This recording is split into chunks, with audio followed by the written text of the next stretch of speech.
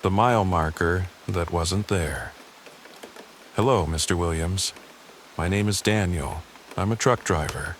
I run loads between the border and Central Texas. I've been doing it long enough to know the road has its own rules, and when something breaks those rules, you feel it in your gut. I'll start from the normal part because that night began like any other. I had a refrigerated trailer full of produce. Nothing rare, the kind of load you can smell even through sealed doors. That clean mix of cold air and cardboard and green leaves. I had picked it up near El Paso and I was headed east on I-10. I was doing it for money I didn't really have time to earn.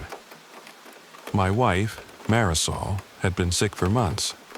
Not a cold, not a rough week, the kind of sick that changes how your house sounds. She tried to hide it from the kids, but kids know. My oldest stopped asking me to play and started asking me what we'd do if she got worse. That question lived in my head while I drove. We were behind on rent. The hospital bills were stacking. I had taken extra runs, night runs, the ones nobody wants because the body fights you at 2 a.m. I kept telling myself, one more trip, one more check, and I'll breathe again. That night, I left late because the loading crew was behind. Then there was an accident near a construction zone that slowed everything down. Nothing dramatic, just enough to put me on the road when I should have been halfway home.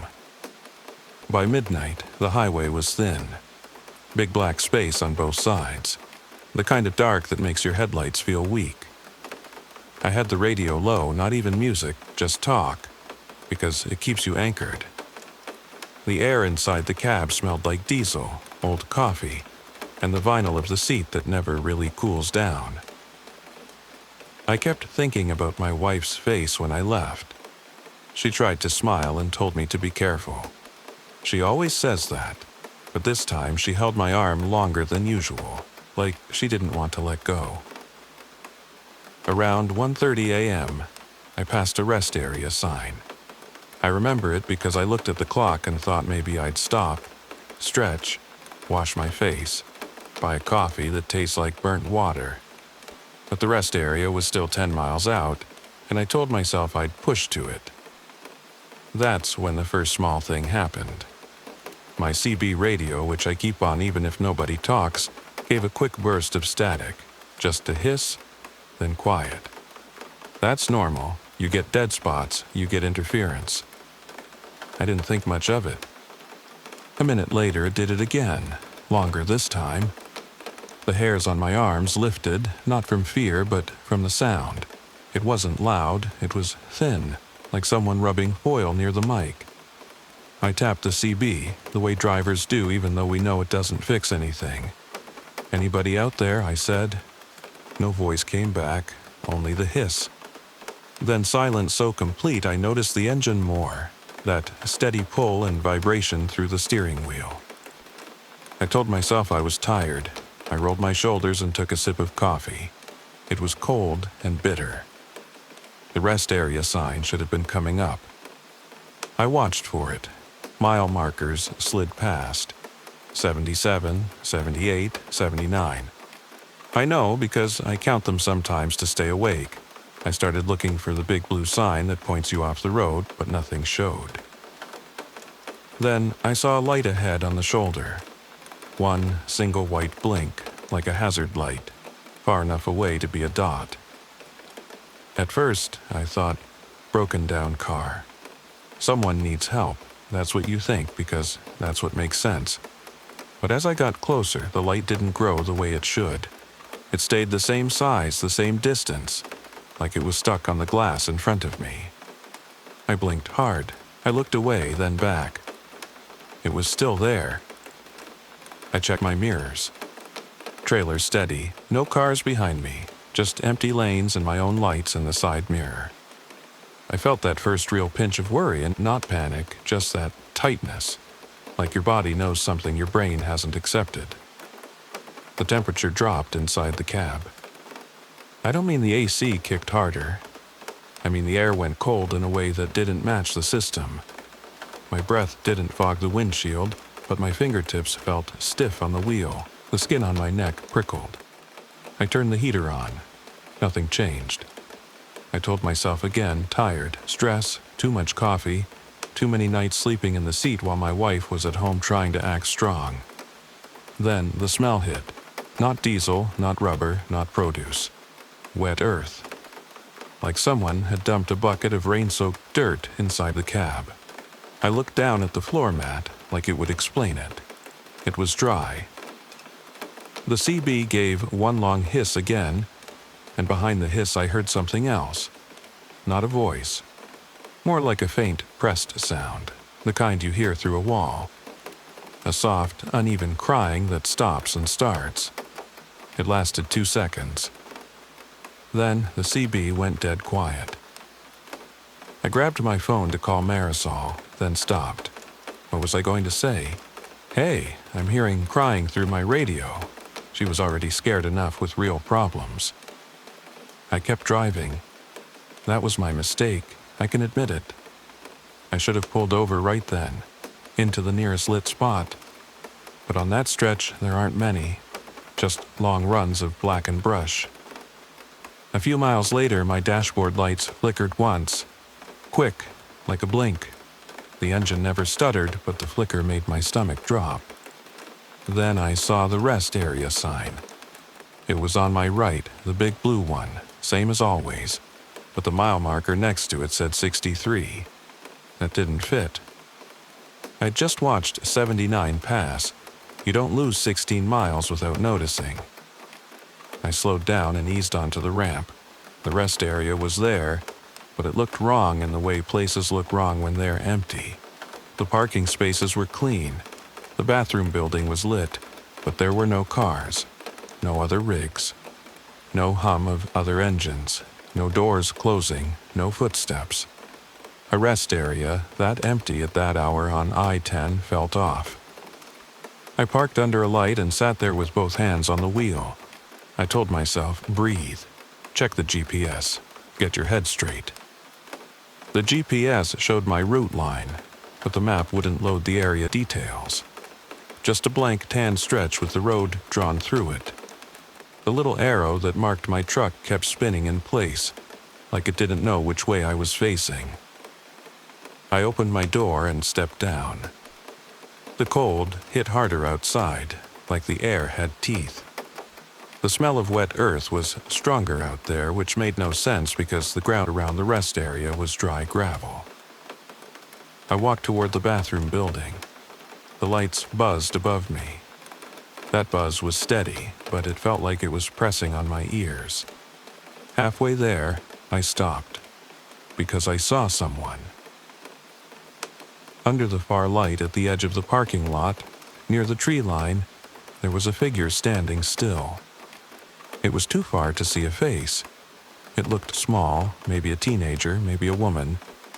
I can't tell. The posture was wrong, though. Not relaxed, not waiting. It was straight up, arms down, like a mannequin somebody forgot. I called out, "You okay?" No answer. I took 2 steps forward, then stopped again. The sense of being watched came on me hard, like a hand on the back of my head. I turned to look behind me, at my rig. My passenger side door was open. I know I close it, I always do. It's a habit, I lock it too. But there it was, open a few inches, rocking slightly. I walked fast back to the cab. I looked inside, my seat was the same. My cup in the holder, my jacket on the bunk. Nothing moved. And then I saw the floor mat. It was wet. Not soaked, not puddled, just damp, like something had stood there with wet feet. I didn't look for prints. I didn't want to. I slid into the driver's seat and slammed the door. I locked it. Then I locked it again, even though that doesn't do anything extra. My breath was loud in my ears. My hands shook. I kept staring at the windshield, waiting to see something step into the light in front of me. The trailer made a sound, a dull thump, like something inside shifted weight. But the trailer was a sealed refrigerated unit with boxed produce stacked and strapped. It doesn't thump like that unless you hit a bump, and I was parked. Another thump, this time closer, like it came from the back of the cab, the sleeper wall behind my seat. Then I heard it again. That muffled crying. Not from the CB, not from outside, from inside the cab, low and pressed, like it came from under the bunk. I froze with my hand on the key. I didn't want to turn around. I didn't want to give it that. I stared forward so hard my eyes hurt. The crying stopped. The air got colder. My windshield began to fog from the inside, starting at the edges, creeping inward. I wiped it with my sleeve. The fog came back right away.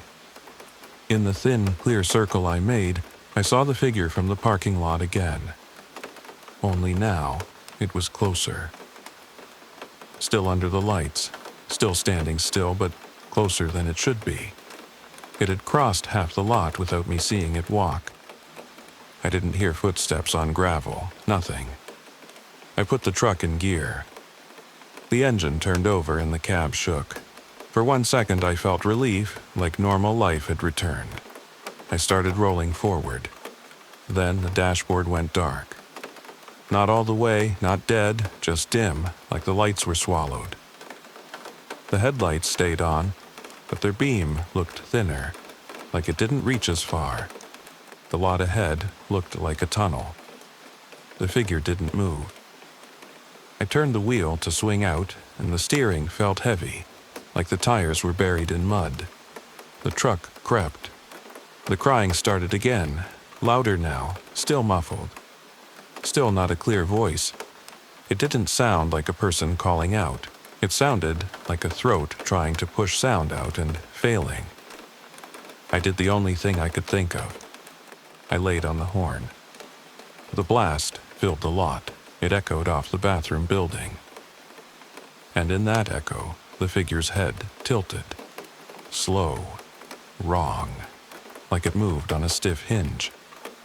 I felt my chest tighten so hard I thought I'd pass out. I kept the horn down, and I pushed the pedal, forcing the truck to move. The rig dragged, then finally rolled free. As I passed under the light nearest the figure, I kept my eyes forward. I didn't look to the side. I didn't want to see what it was up close. But I saw it anyway in the corner of my eye. It wasn't standing on the ground. It was hanging just above it, toes not touching, body still straight, arms still down. No sway, no struggle, just suspended like a display. I didn't stop. I hit the ramp back onto the highway. As soon as my tires met the main road, the dashboard lights came back to normal. The heater started working like it should. The smell faded.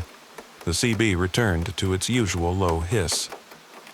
I drove with my jaw clenched, hands locked on the wheel. I didn't blink much. I didn't take sips. I didn't change the station. A mile marker passed. Then 80. Like nothing happened. I told myself, maybe I got turned around. Maybe I misread a sign. Maybe I was too tired and my brain did something strange. I needed proof that I wasn't losing it, so I did something I almost never do while driving. I called my dispatcher. His name is Ron. He's a real person, a normal guy who complains about paperwork and likes to talk about football. I needed that normal. He answered groggy. "Daniel, you okay?" "Ron," I said. "Do you see my location on the system?" A pause. Keyboard clicks. "Yeah, you're eastbound like you should be. Why?" "I stopped at a rest area," I said. "The one at Mile, I don't know. It showed the wrong number." Ron let out a tired breath. "Which rest area?" "The one near, I don't know," I admitted. "Daniel, you sound off," he said. "You been driving too long?" "I'm fine," I lied. "Just tell me, did I stop anywhere on record? Like, did the truck log show a stop?" Another pause. "Yeah, it shows you stopped at 2:04 a.m. at the rest area near mile 63.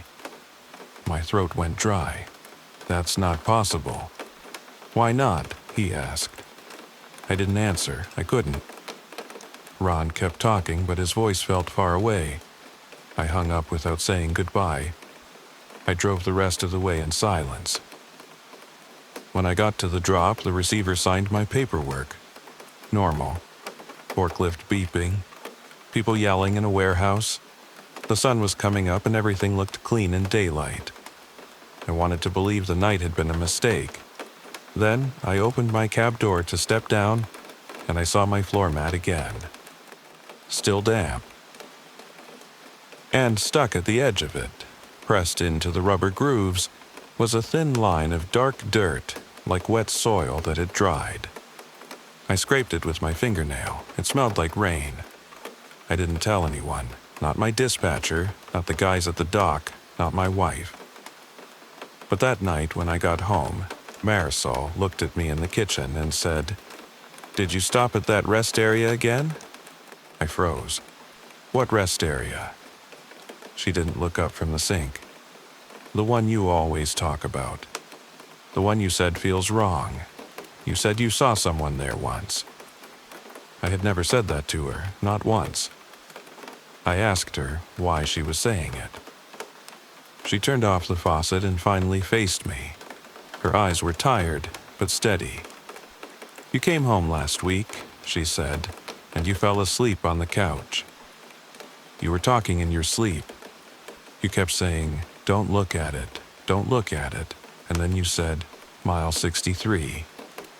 I didn't know what to do with that. I still don't.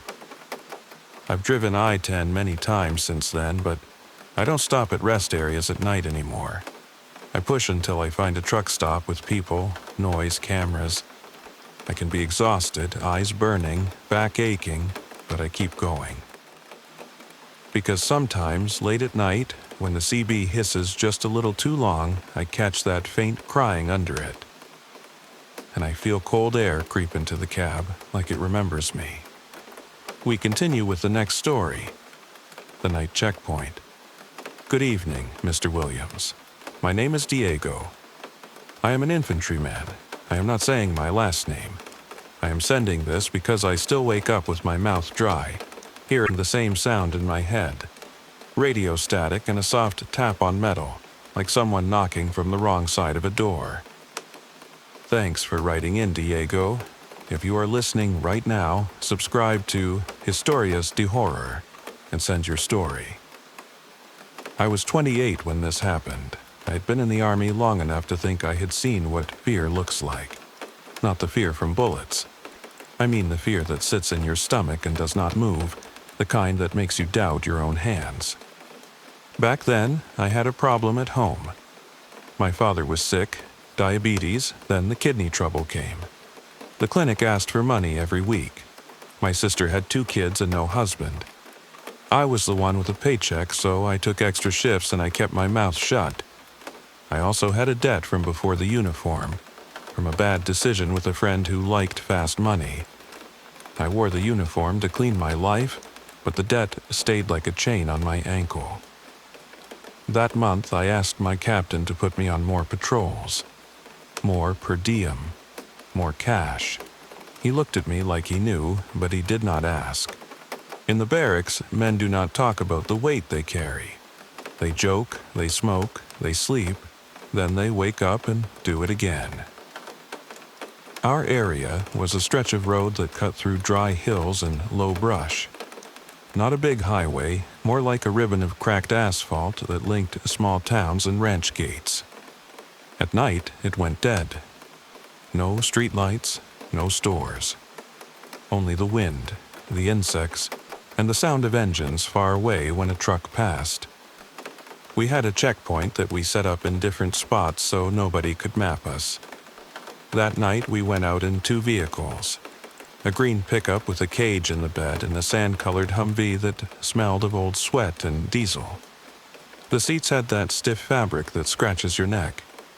The floor always had dust and small stones. When you moved your boots, it sounded like gravel in a tin can. I was in the Humvee with 3 others. Corporal Reyes, Private Mina, and our driver, Vargas. Reyes was older than us, the type who does not waste words. Mena was new, always looking at faces to read the mood. Vargas drove like he was born holding a steering wheel. We rolled out after midnight. The sky had no moon, only a thin field of stars. The air was warm, but the kind of warm that still feels empty. We had the radio on low. A song came in and broke up into static. Reyes tapped the radio once with 2 fingers, not with anger, more like habit. We reached the spot we had chosen. A straight part of road with a wide shoulder and a dried creek bed on the right side. On the left, a slope climbed up to a fence line. Far back, you could see a few ranch lights, weak dots that looked like someone left candles on a table. We set cones, laid a strip of spikes in the pickup bed just in case, and turned on our red-blue strobes. The lights bounced off the brush and made the hills flash in short bursts. Every strobe made the night look chopped into pieces. At the start, it was normal. 2 trucks came through, both with paperwork. A man in an old sedan tried to joke with Mina about how we must be bored. We did our job, checked, waved them on. The road went silent again. Around 2 in the morning, the wind stopped.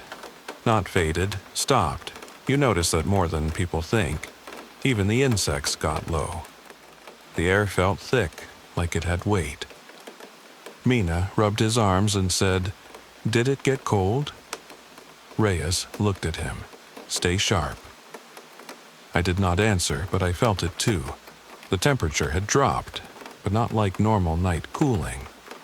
It was as if someone opened a freezer door near our skin. Then the smell came.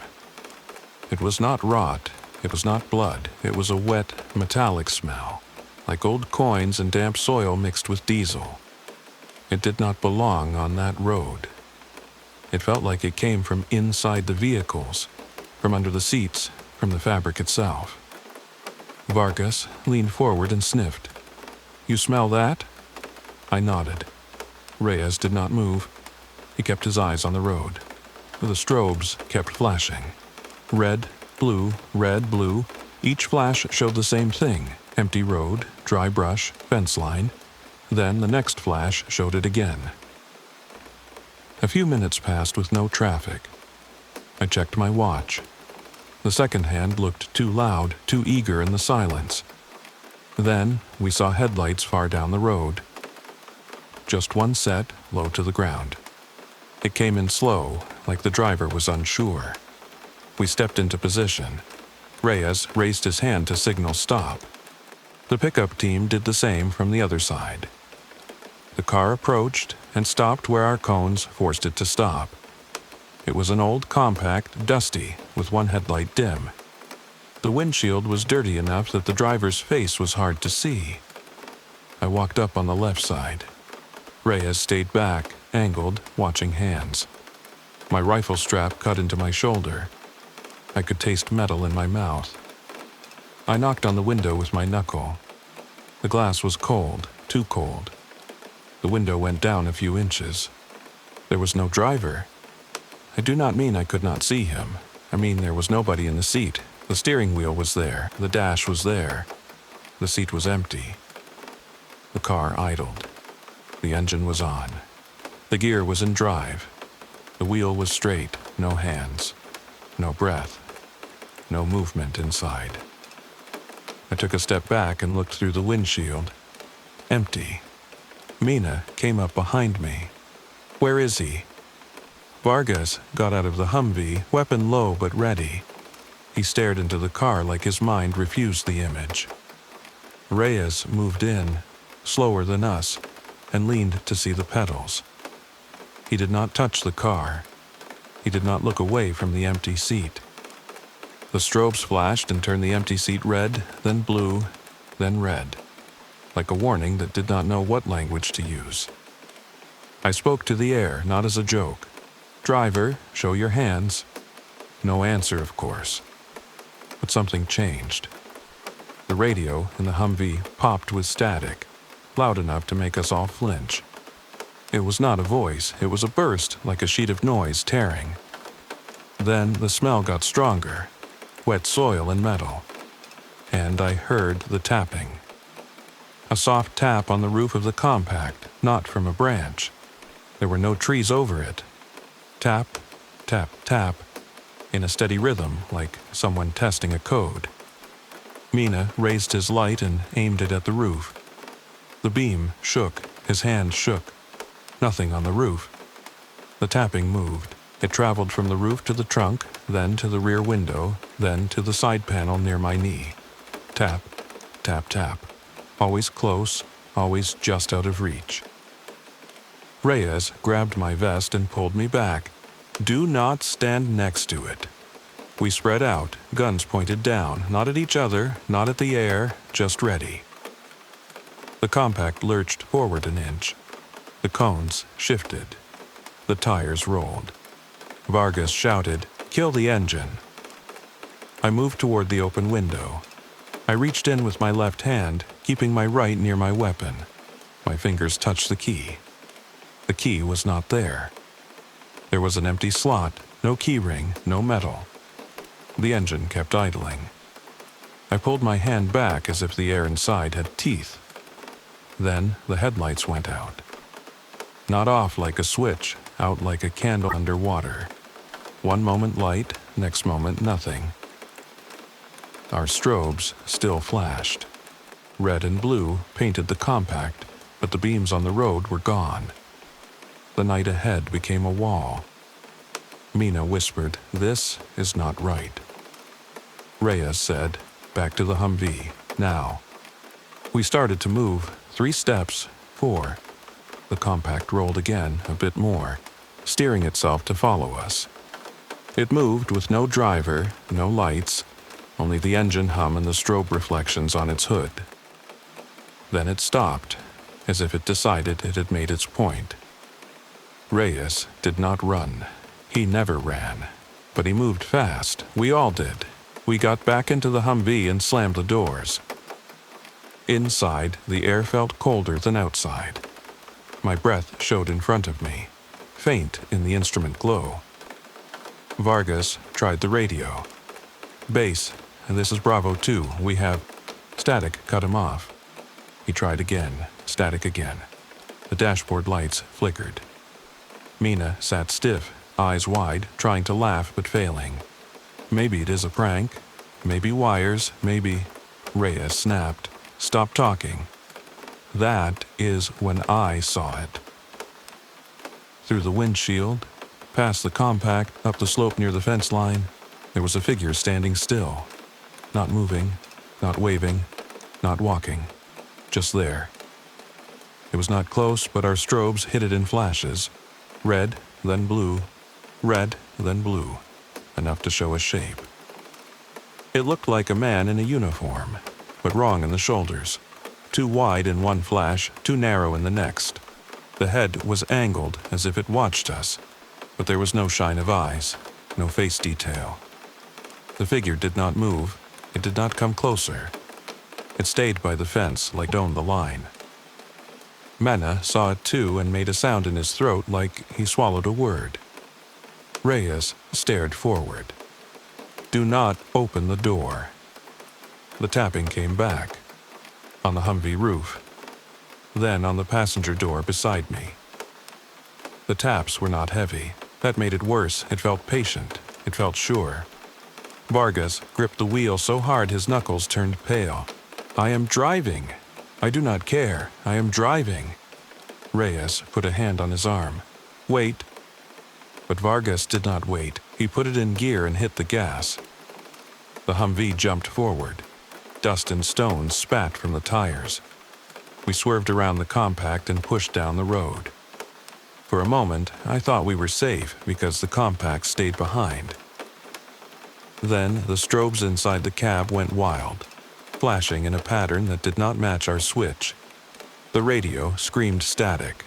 The smell of wet soil filled my nose. And in the rear mirror, I saw headlights. One dim, one dead. The compact was behind us, keeping distance, matching our speed with no driver. Mina cursed under his breath. Reyes kept his eyes forward, jaw tight. The road bent, the hills closed in, Our headlights reached into the dark and came back empty. The wind stayed dead. The world felt sealed. A sign came up. A bridge over the dried creek, narrow with low rails. Vargas pushed us onto it.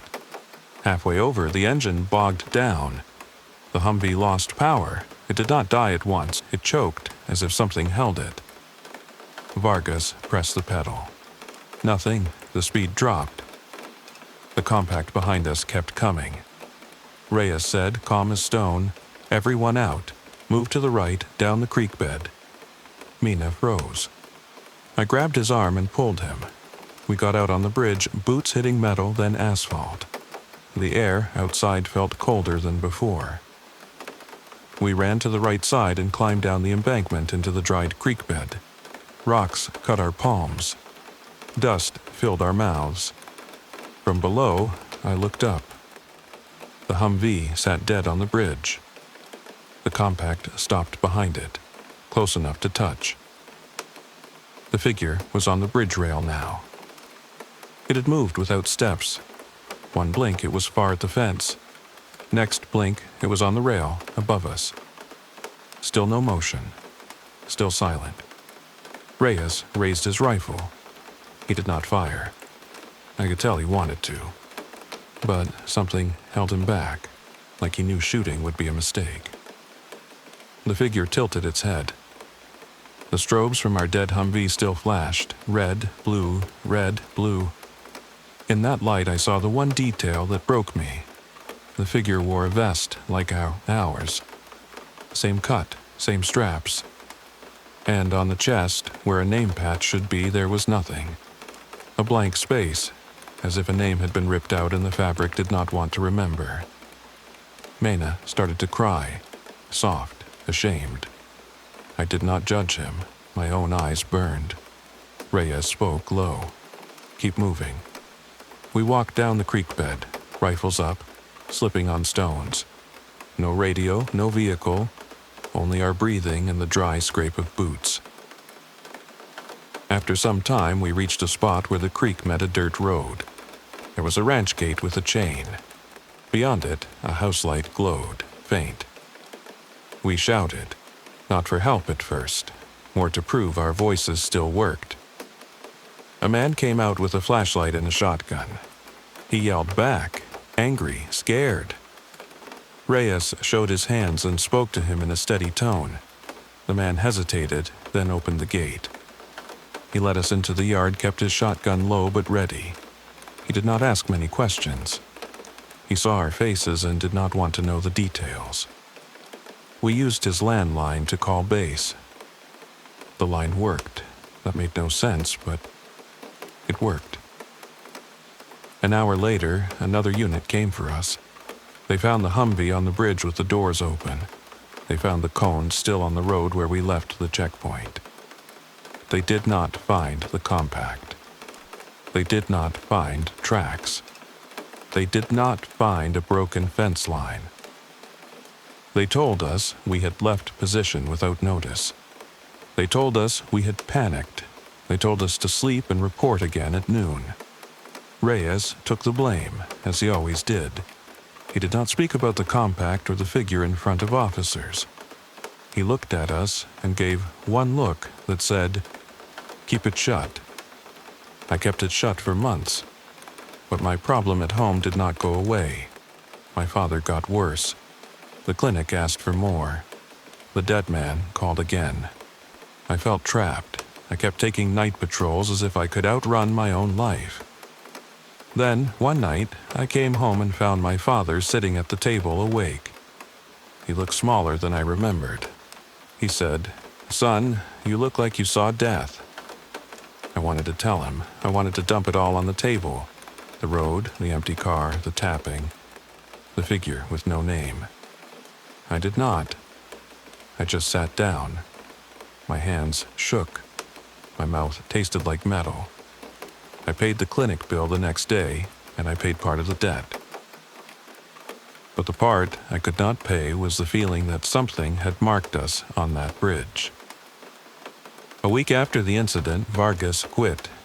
He said he had a back injury. Mena asked for transfer. Reyes stayed, but he stopped talking even more than before. As for me, I still drive past bridges and check the rear mirror.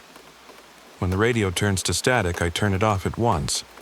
When the wind stops at night, I do not tell myself it is nothing. Because on certain roads, the army is not the one running the checkpoint. The load that wouldn't stay still. Good evening, Mr. Williams. I'm sending this because I still don't sleep right, and I know you collect stories from the road. I'm a trucker, nothing special. Just a man who spends more time with diesel smell in his clothes than with his own family. Thanks for writing in. If you're listening right now, subscribe and stay with us. The road always has something waiting. I'll start from the beginning because if I jump to the part that scared me, it won't make sense. Back then, I was running a refrigerated trailer out of Nogales, Arizona, down into Sonora and back. Produce loads, lettuce, onions, sometimes meat. The kind of work where the schedule owns you. The company didn't care if your kid had a fever or your wife was tired of seeing you only on weekends. If the load was ready, you moved.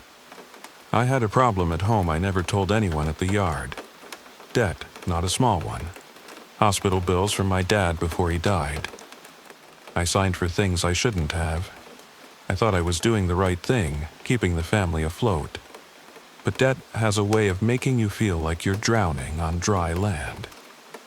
My wife, Elena, stopped fighting about it near the end. She went quiet. That was worse than yelling. Quiet means she's already thinking about leaving. Our boy, Mateo, was 10. He would ask if I was coming to his games, and I'd say next time. Like a habit, next time became a joke in my house. The night this happened, I was headed south with a load of beef, sealed and clean, paperwork in order. I remember the details because I replay them like a movie I can't turn off. It was late, past midnight. Sonora Highway, the kind where the dark feels thick. The sky was clear, no moon, and the road looked like a black ribbon with my headlights chewing into it. My cab smelled like coffee gone cold and the plastic of the dashboard warming under the vents. The radio was my only company. That soft talk and music that keeps your mind from folding in on itself.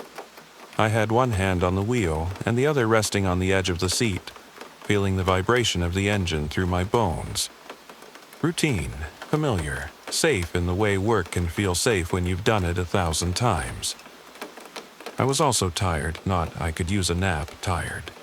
The kind where your eyes sting and you start counting mile markers like it's a prayer. I told myself I'd pull into a rest stop in 30 minutes. Just a quick break, wash my face, get another coffee. The load was on time. I wasn't pushing. For once, I wasn't racing the clock. That's when the first small thing happened. The cab got colder. Not a slow change like when you climb an elevation. It was quick, like someone opened a freezer door behind my head. I checked the vents. Same settings. I touched the plastic near the controls. It didn't feel colder. It felt normal. But the air around my hands felt wrong. I rolled my shoulders, trying to shake it off, and kept driving. I told myself I imagined it. Fatigue plays games. A minute later, the radio crackled. Static, then silence, then static again. That happens too. I've driven places where stations fade out and return, but this was different. It wasn't fading. It was like the radio was choking. Then the smell hit me. Wet soil. Not rain, not asphalt after a storm. Wet soil, like when you turn a shovel into a garden. The kind of smell that belongs in the ground, not inside a moving cab on a dry night. I sat up straighter. I looked down at my boots, at the floor mat, at the door. No mud, no open food, nothing spilled. The smell kept building until it was in my throat.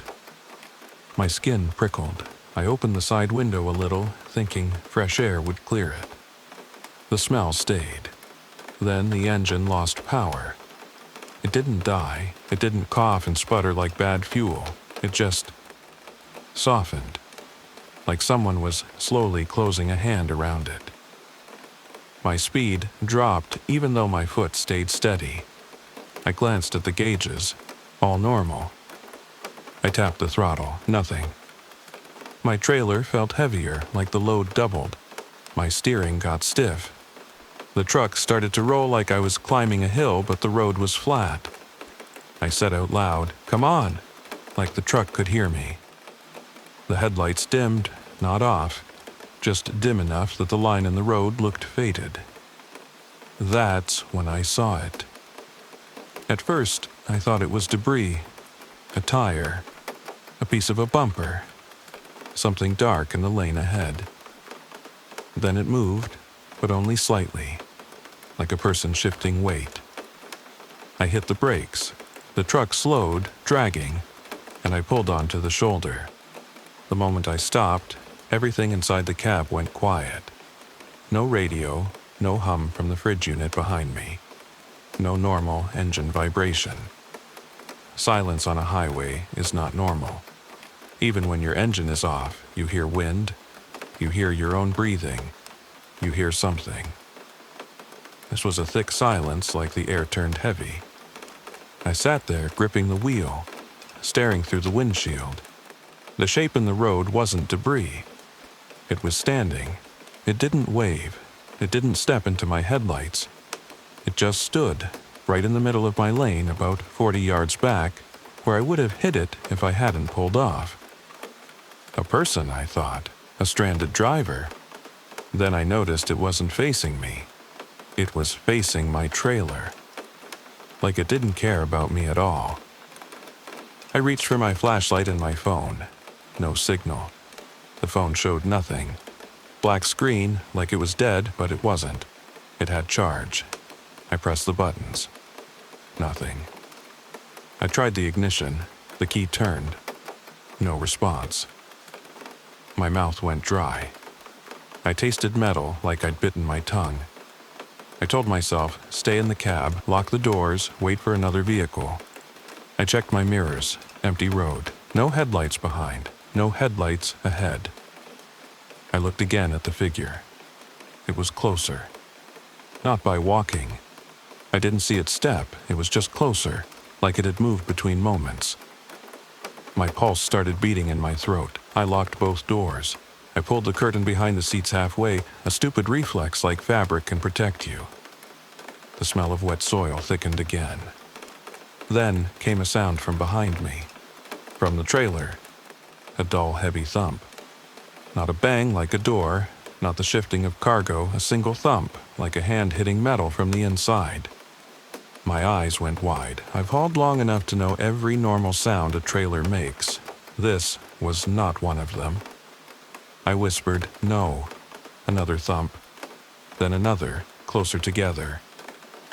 I leaned forward to look in the right mirror, trying to see the side of my trailer in the dark. I caught movement near the rear, but not the way headlights catch movement.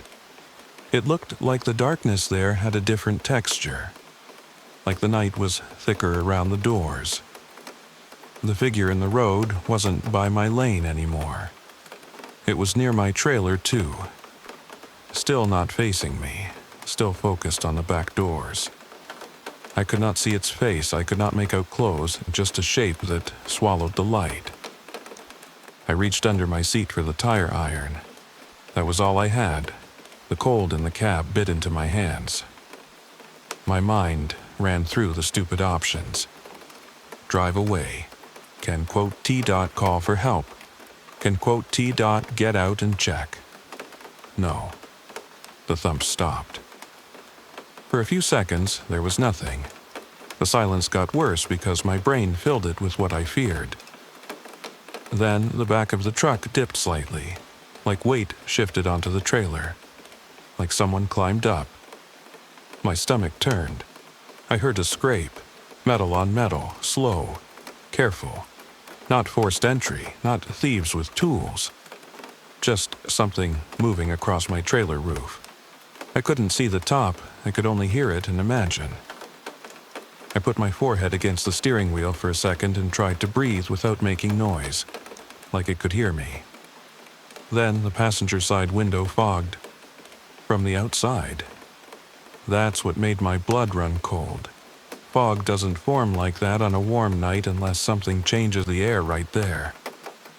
A pale oval shape pressed against the glass, like a hand, but not shaped right. Too long, too thin. The fingers were not fingers, more like narrow strips. It stayed there, pressed flat, and did not tap. Did not knock, just held. I turned my head slowly, refusing to move past. My eyes stayed on that shape against the fogged window. A second shape appeared above it, higher, like a head near the top of the window. No details, no eyes I could describe. Just the sense of something close enough to breathe on the glass. But there was no breath sound. The smell of wet soil became so strong I gagged. My body moved before my mind did. I grabbed the tire iron and slammed it hard against the steering column, like I was trying to wake the truck up. "Start," I said, not loud, more like begging. Nothing. The shape on the window slid downward, slow, like it was sinking. The radio suddenly burst with static so loud I flinched. Then a voice came through for half a second, just a broken piece of a sentence from some station far away, and then it cut out again. That tiny bit of human sound snapped something in me. I hit the horn. The horn screamed into the empty night loud enough to hurt my ears. I held it down until my hand cramped. The shape on the window pulled away. The fog cleared in a wide smear, like something wiped it with a wet cloth. In the right mirror, I saw the figure by the trailer turn, just a little. Not toward me. Toward the side of the trailer, like it was listening to the horn the way you'd listen to an animal that won't stop. And then it did something that made my hands go numb. It placed its arm on the side of my trailer and leaned in, as if putting weight against it. The trailer shook once, like it reacted to pressure. A low vibration ran through the cab, almost like the engine returning. I turned the key again. The dashboard lights flickered. The engine caught, weak at first, then stronger. I didn't think, I didn't plan. I put it in gear and floored it. The truck lurched forward like it had been held back. I felt the trailer fight, like something didn't want to let go. For a second, I thought I'd tear the doors off. Then the pressure released. The truck surged onto the road, straightening out, gaining speed. The headlights brightening again like a breath returning. I watched the mirrors. I expected to see the figure chasing, or standing there, or anything. There was nothing. Just empty road and my own trailer rolling behind me like it had never stopped. I kept driving. I didn't stop at the rest stop I'd planned. I didn't slow down until I hit a lit area near a small town where there were other trucks parked and people moving. I pulled into a truck stop that looked like it never closed. Bright lights, dirty pavement, the smell of fried food. Normal life. I climbed out, shaky, and walked around my rig like I was checking if my own mind was still attached to my skull. Everything looked normal. The seals on the back doors were intact. The refrigeration unit was running. No dents, no scratches. But when I opened the driver's door to climb back in, I saw something on the floor mat. Wet dirt. Not much, just a streak, like someone dragged a muddy hand across rubber. I stared at it for a long time, thinking maybe I stepped in mud without noticing. Then I remembered I never opened the door out there. I never got out. I never walked in soil. My boots were clean. I wiped the dirt with a napkin from the dash. It smeared like real soil. It smelled like the same wet earth that filled my cab. I drove the rest of the route in daylight, and I told myself the night was a fatigue trick. Stress, lack of sleep, fear mixed with debt and family trouble. That's what I told myself until I got home. Elena hugged me, but her eyes were tired. Mateo asked if I brought him a soda from the road like I sometimes did. Normal. I went to the bathroom to wash my hands, and I noticed my phone was working again. Full battery, signal, like nothing had happened. That night, I couldn't sleep, so I went outside to check the truck one more time. I don't know why. Maybe I wanted proof that it was nothing. The trailer sat there in the driveway, white panels glowing under the porch light. Quiet. I walked to the rear doors and looked at the seals again. Still intact. But the lock handle was turned slightly, not fully closed the way I always leave it. Just a few degrees off, like someone tested it and then stopped. I touched it. It was cold enough to sting my skin, even though the night was not cold. Inside the house, Mateo coughed in his sleep. Elena shifted in bed. I stood there by the trailer with my hand on the handle, feeling stupid, feeling scared, feeling like a grown man who should be past this kind of fear. I went back inside and locked the door. In the morning, when the sun came up, I checked the floor mat again. More dirt. A thin line that wasn't there the night before, leading from the passenger side door toward the back of the cab, like something walked through while I slept. I haven't driven that route at night since. I took shorter runs. Less money, more time at home. The debt got worse for a while. Elena didn't leave, but we don't talk about that period much. Sometimes, when I'm alone in the cab on another road, I'll catch a smell that doesn't belong. Wet soil. And I grip the wheel tighter, because I know the road doesn't need to explain itself to me. We continue with the next story. The night shift on Highway 57. Good evening. Mr. Williams, thank you for reading my message. I've listened to your show on long runs when the cab feels too quiet and the road starts to sound like it's breathing. I never planned to send anything in, but what happened to me on a night job still sits in my chest like a weight. I'm a regular guy, Mexican, mid-30s. I drive a tanker, fuel, and diesel between Saltillo and the border routes. It pays a bit better, but it also puts you out there at the worst hours, with nothing around you except scrub, fences, and the line of asphalt that keeps going like it doesn't care if you're awake or not. When this happened, I was not in a good place. My dad had been sick for months. Hospital bills don't wait. I was behind on rent. My wife was tired of hearing next week and just one more trip. We weren't yelling yet, but the silence in the house was worse than shouting. I took extra night runs because they paid more, and because in the dark you don't have to look at anyone's face. That night I left the yard outside Saltillo close to 11:30. The tanker was full, sealed, paperwork clean. I did the walk-around with my flashlight, touched the valves, checked the chains, checked the tires with the toe of my boot. Everything felt normal. The engine had that steady vibration you learn to trust. The cab smelled like diesel, rubber, and the coffee I reheated too many times. I remember the weather because it was strange. It wasn't cold, not really, but the air felt dry and tight, like it wanted to crack. No wind. The kind of quiet where even your turn signal feels loud. I took Highway 57 north. The lanes were empty. A few trucks ahead, far away, like small moving stars. The radio didn't give me much. Static, a preacher for a minute, then nothing. I switched it off. I wanted to focus. A loaded tanker at night is not something you play with.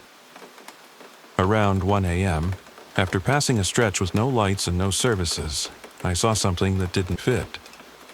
A reflective triangle, like the kind drivers put down when they break down. It was on the right shoulder, angled towards traffic, bright under my headlights. At first, I thought, someone stranded. Then, I noticed there was no vehicle, no hazard lights, no dark shape of a car behind it. just the triangle in the ditch. I eased off the gas, not a full brake, just a steady drop. My hands were sweaty on the wheel. I told myself it was probably someone who walked to get help and left the triangle behind. As I got closer, my headlights swept farther down the shoulder and caught another thing. A person standing near the fence line. At first, I saw the vest, reflective strips, then the outline of the body. The person was facing the road, but not waving, not moving, just standing there. I didn't like it. I picked up people before, but not at that hour, not in that kind of empty. I also knew what could happen out there. A fake breakdown, a trap, a rock thrown at the windshield. Men in the dark, everybody in this job has heard stories. So, I stayed in the lane and kept going. As I passed, I turned my head for a second. The person didn't react, no step back, no gesture. They just stayed upright, stiff, as if they were painted into the night. Then my cab temperature dropped. It wasn't the normal change you get when you hit a cooler pocket of air. It dropped in a way that felt wrong, like someone opened a freezer door inside the cab. My arms tightened. My breath came out and I could see it for a second in the dash glow. The windshield fogged at the edges, thin and fast. I checked the vents, I checked the AC. Nothing was running. I told myself it was fatigue. You drive long enough, your body plays tricks. You see shapes, you feel things that aren't there. I clenched my jaw and kept the speed steady. Then I heard the sound, a soft tapping behind me. Not metal rattling, not the usual vibration from the tank straps. This was measured, like knuckles on a door. 3 taps. Pause. 3 taps again. I stared at the rearview mirror. All I could see was the dark shape of the tank in my own eyes. The mirror glass looked older than usual, like it had a film on it. The tapping moved. It wasn't behind me anymore. It was under the passenger seat, low and close, like something had crawled into the cab floor and was testing the metal. I didn't speak. I didn't want to. I've learned that on the road you don't offer words to the dark. Words give shape to fear. My phone buzzed. I almost jumped. It was my wife. A message. Did you make it past the hills? Call when you can. I was about to answer when the screen went black. Not dead battery, not dim.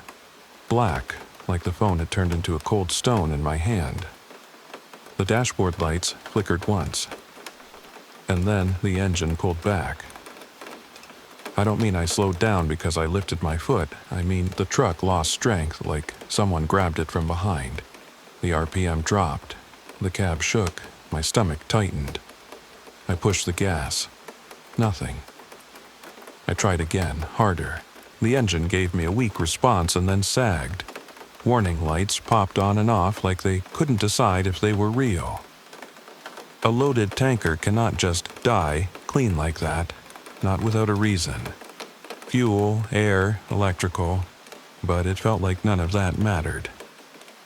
The truck rolled on its own inertia. The road ahead was still clear, but my headlights seemed dull, like they were pushing through dirty water. I did what you do on instinct. I looked for a safe spot to pull over. I signaled. I guided the truck to the shoulder, careful not to drop a tire into the ditch. The moment the wheels touched the gravel, the tapping stopped. The cab got warmer again, as if nothing happened.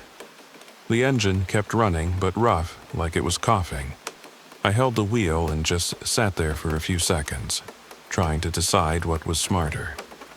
Stay inside or get out and check the truck. I thought of my dad in a hospital bed. I thought of the bills.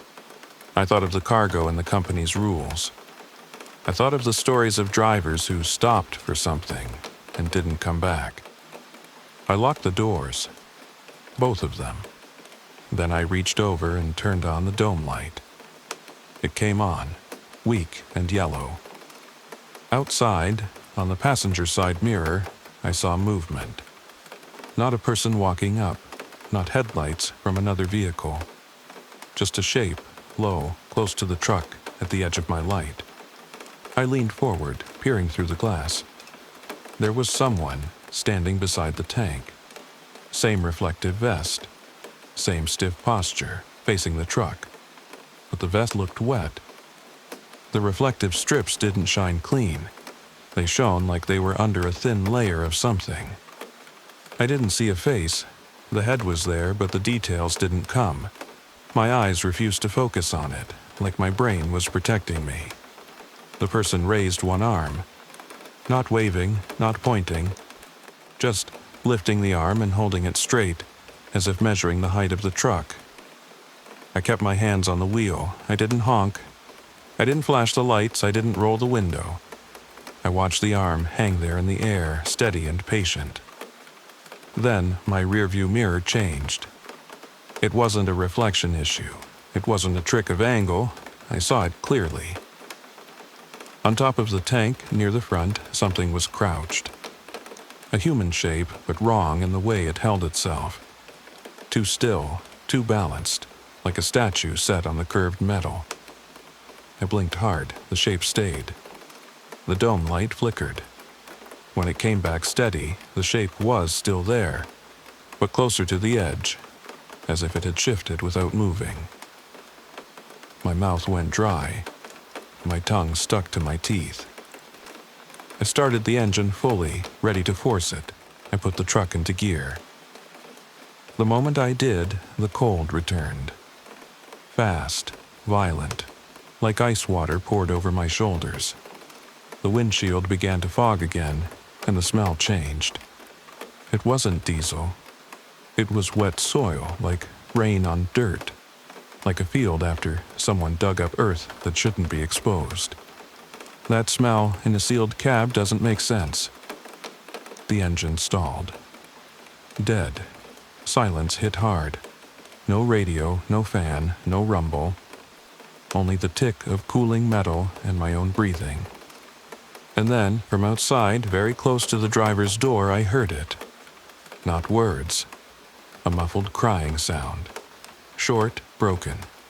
Like someone trying not to be heard. My chest tightened. Every part of me wanted to open the door, to look, to do something human. But another part of me, the part that's kept me alive on roads like that, told me one thing. Don't. I stayed still. The crying stopped. I looked at the side mirror again. The person in the vest was gone. The shoulder was empty except for the triangle, still shining like it had a battery inside it. I didn't know how long I sat there, maybe a minute, maybe 10. Time gets strange when your mind is trying to find logic and can't. I tried the ignition. Nothing. Second try. The dash lights came on weak, then died. My phone was still black. I thought of the nearest service station. It was far, but I could maybe roll down the hill if the road allowed. But I needed power steering, brakes, control. A tanker without control is a disaster. That's when the cab rocked. A small shift, like weight stepping onto the side rail. Then another. Footsteps. Not inside the cab, outside, on the metal steps under the door. Slow, heavy, careful. I stared at the driver's window. I could see my own face reflected, pale, eyes wide. The handle moved. Just a little. Testing. It didn't open because it was locked. The footsteps stopped. The cab grew quiet in a way that felt forced, like even insects had been told to shut up. Then the weight moved again. Up, over the cab roof. A dull scrape, like fabric or skin against painted metal. I closed my eyes for 1 second, praying without words. Not begging for an explanation, just begging to be allowed to leave. When I opened my eyes, the windshield was clear. No fog. The cab was warm. The diesel smell was back. The dash lights were steady, normal. My phone screen lit up with the last message from my wife, as if it had never gone out. I turned the key. The engine started like it always did. No cough, no struggle. I didn't sit there to think. I didn't try to understand. I put it in gear and got back on the road. In the mirror, the triangle was gone.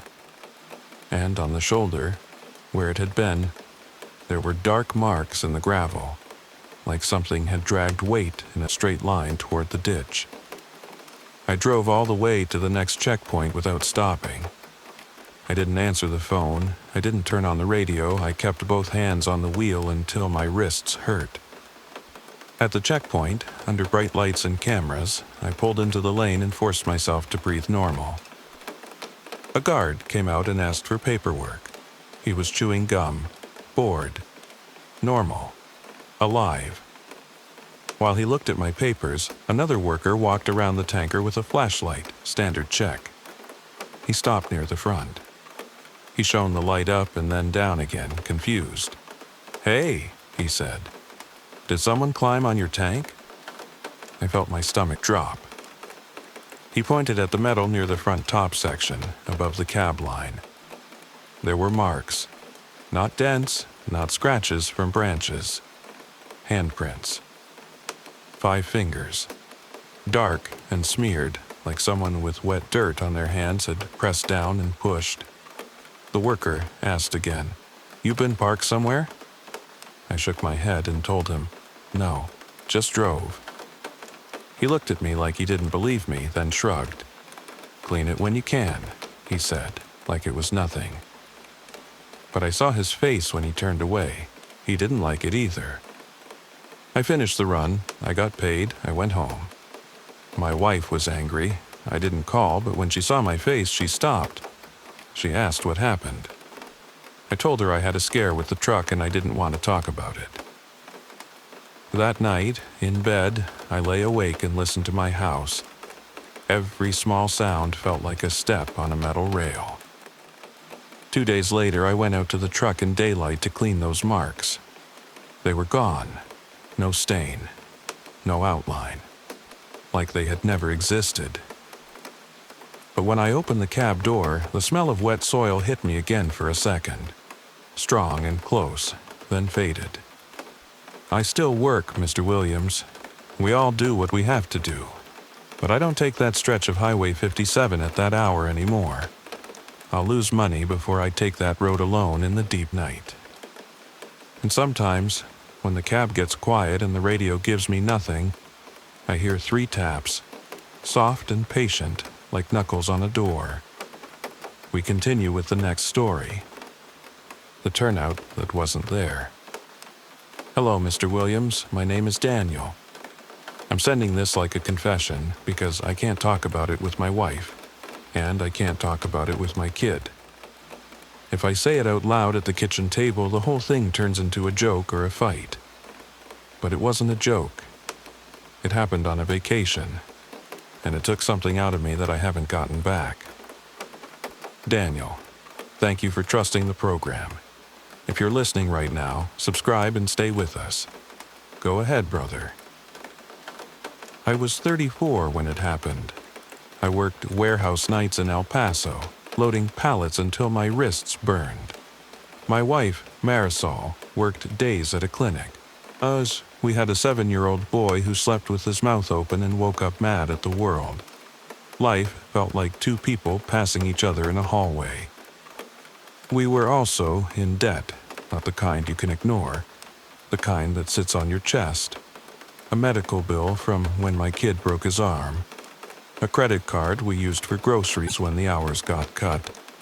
A loan I took from my uncle because I told him I'd pay it back fast. I didn't. That summer, Marisol said we needed to get out of town or we were going to break. She didn't say divorce, but it was hanging there. So we planned a short vacation. Nothing fancy. 3 days. Drive from El Paso through New Mexico up toward northern Arizona, see the big canyon, take pictures like normal people, come back and pretend we were fine. I wanted it to work. I wanted one clean weekend where my son laughed, and Marisol looked at me like I wasn't a burden. We left early, still dark, the city lights behind us. The car smelled like old fries and sunscreen. I had the cooler in the trunk, sandwiches, a thermos of coffee, 2 cheap blankets. The AC worked only when it wanted. The radio had that dry hiss between stations. The first half of the drive was normal. My boy played a game on a tablet, volume too high. Marisol stared out the window, quiet. I kept my hands tight on the wheel like I could steer my whole life back into place. By late afternoon, we crossed into Arizona. The sky went pale. The land opened up. Long stretches with nothing but scrub and rock, and the road cutting straight ahead like someone drew a line with a ruler. That's when the first small thing happened. We passed a sign for a turnout, the kind where you can pull over and stretch your legs. Brown sign, white letters. It said, "Scenic view, 1 mile." My son asked if we could stop. Marisol said yes. I nodded. I needed gas soon anyway. A mile went by, 2 miles, no turnout. I thought I missed it. It happens, but I was watching the road. There was no exit, no gravel lane, nothing. Marisol said, "Wasn't there a sign?" "Yeah," I told her. "Maybe it's closed." She shrugged, but she didn't look convinced. Another 10 minutes passed and we saw the same sign again. Scenic view, 1 mile. Same shape, same color, same small scratch on the corner. I noticed that scratch because my eyes locked on it like it mattered. I slowed down. Marisol leaned forward a little, like she was trying to read it better, even though it was clear. My boy said, "Dad, you're doing it again." I asked him what he meant. He said, "Driving in circles, like when you miss the street and you don't want to say it." I didn't answer him because I didn't want to start something. I kept going.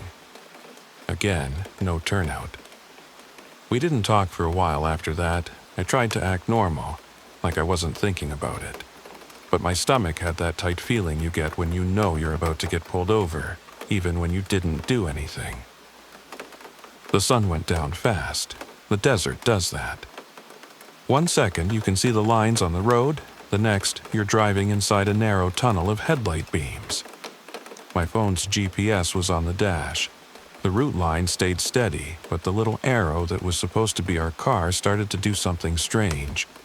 It would drift a few feet off the road, then snap back. Drift again, snap back, like a hand was pushing it. I tapped the screen. The map froze. Then it jumped forward a mile, like we teleported. Marisol asked, "Are we lost?" "No," I said. I said it too fast. I looked for a landmark, any sign, any mile marker. Then I saw something else that was wrong. There were no other cars. On a highway like that, you always see something. A truck, a pickup, headlights in the opposite lane, even at night. But we were alone in a way that felt staged, like somebody shut off the world outside our windshield. The radio hiss got louder. Not music, not voices. Just the rough sound of air. My son lowered his tablet by himself. I didn't tell him to, he just did it. He looked up at the road and then at Marisol. "Mom," he said, "why is it so quiet?" I realized he was right. Not quiet like no one is talking. Quiet like the car itself had gone soft. The engine noise felt muffled. The tires on the asphalt felt distant. I cracked my window just a finger width, expecting warm desert air and the smell of dust. What came in smelled like wet soil after rain. That didn't make sense. There hadn't been any rain. The land around us was dry, but the smell was strong and close, like someone had shoveled damp dirt into the back seat. Marisol covered her nose. "Do you smell that?" I closed the window. The smell stayed. My son said, "Dad, stop." I asked him why. He pointed ahead. At first I didn't see it, then my eyes adjusted. There was a person on the shoulder, standing still, facing the road, just outside my headlight reach. Not waving, not walking, just standing there, too straight. I slowed down more. My palms got slick on the steering wheel. Marisol said, "Don't pick up anyone." I wasn't thinking about picking anyone up. I was thinking about how that person didn't move even when the car got closer. As we approached, the headlight beams hit them. It wasn't a hitchhiker with a thumb out. It was a figure in light clothing, head lowered, arms down, no bag, no motion. My son started to cry without sound, like his chest was tight and he couldn't get air. I drove past. I didn't turn my head, but I saw it in the corner of my eye. The figure's head lifted just enough that I knew it was watching the car pass, tracking us, but not turning the body, just the head. No face detail, just a pale shape. Marisol whispered my name. She said it like she didn't want to wake something. We kept driving. For a minute, nothing happened. The road stayed straight. The GPS arrow sat still. Then the cabin got cold. Not, AC is working now, cold. Cold like you opened a freezer. My son said his fingers hurt. Marisol rubbed his hands and told him to breathe. I reached for the climate knob and turned it toward heat. The vents blew nothing, no air at all, like the system had quit. The radio hiss dropped out. Silence filled the car so hard my ears rang. And then there was a sound from the trunk. A dull knock, one time, like something shifted against the inside panel. I told myself it was the cooler or the luggage sliding, but I packed it tight. I'm the kind of person who ties grocery bags so they don't spill. Another knock. 2 quick taps this time. My throat went dry. I kept both hands on the wheel, eyes forward. Marisol said, "Daniel, what is that?" I didn't answer. I didn't have an answer. My son pressed his forehead to the back of Marisol's seat, hiding. Then the third knock came, not from the trunk, from the roof above my head. A slow drag, like something was being pulled across the metal. I hit the gas. The engine responded, but the car didn't surge like it should. It felt heavy, like the tires were stuck in soft ground. The smell of wet soil got stronger. Marisol started to pray under her breath. Not loud, just a string of words I recognized from her mother. My son whimpered and said, "It's on top." I didn't want to hear that from him. I didn't want him to be right. But the drag above us continued. Slow, patient, like whatever it was had time. Ahead, the same sign appeared again. Scenic view, 1 mile. That scratch on the corner. I felt something break in my thinking, like a wire snapping. I didn't care about the canyon. I didn't care about the vacation.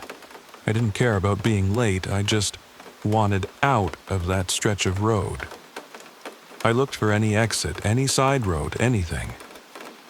A mile marker flashed by. I tried to read it, but the numbers looked wrong, like they were printed crooked.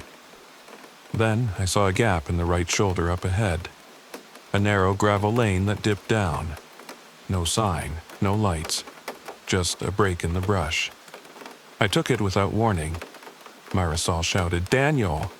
The car bounced hard. Gravel hit the undercarriage. My son yelped. We went down the lane maybe 50 yards, then it opened into a small dirt lot, like a place people used to pull off long ago. There was an old concrete pad, cracked, a rusted trash can, no other cars. I slammed the brakes. The car rocked to a stop. The dragging on the roof stopped. The silence stayed. I didn't move for a second. I felt my pulse in my neck like a second heart.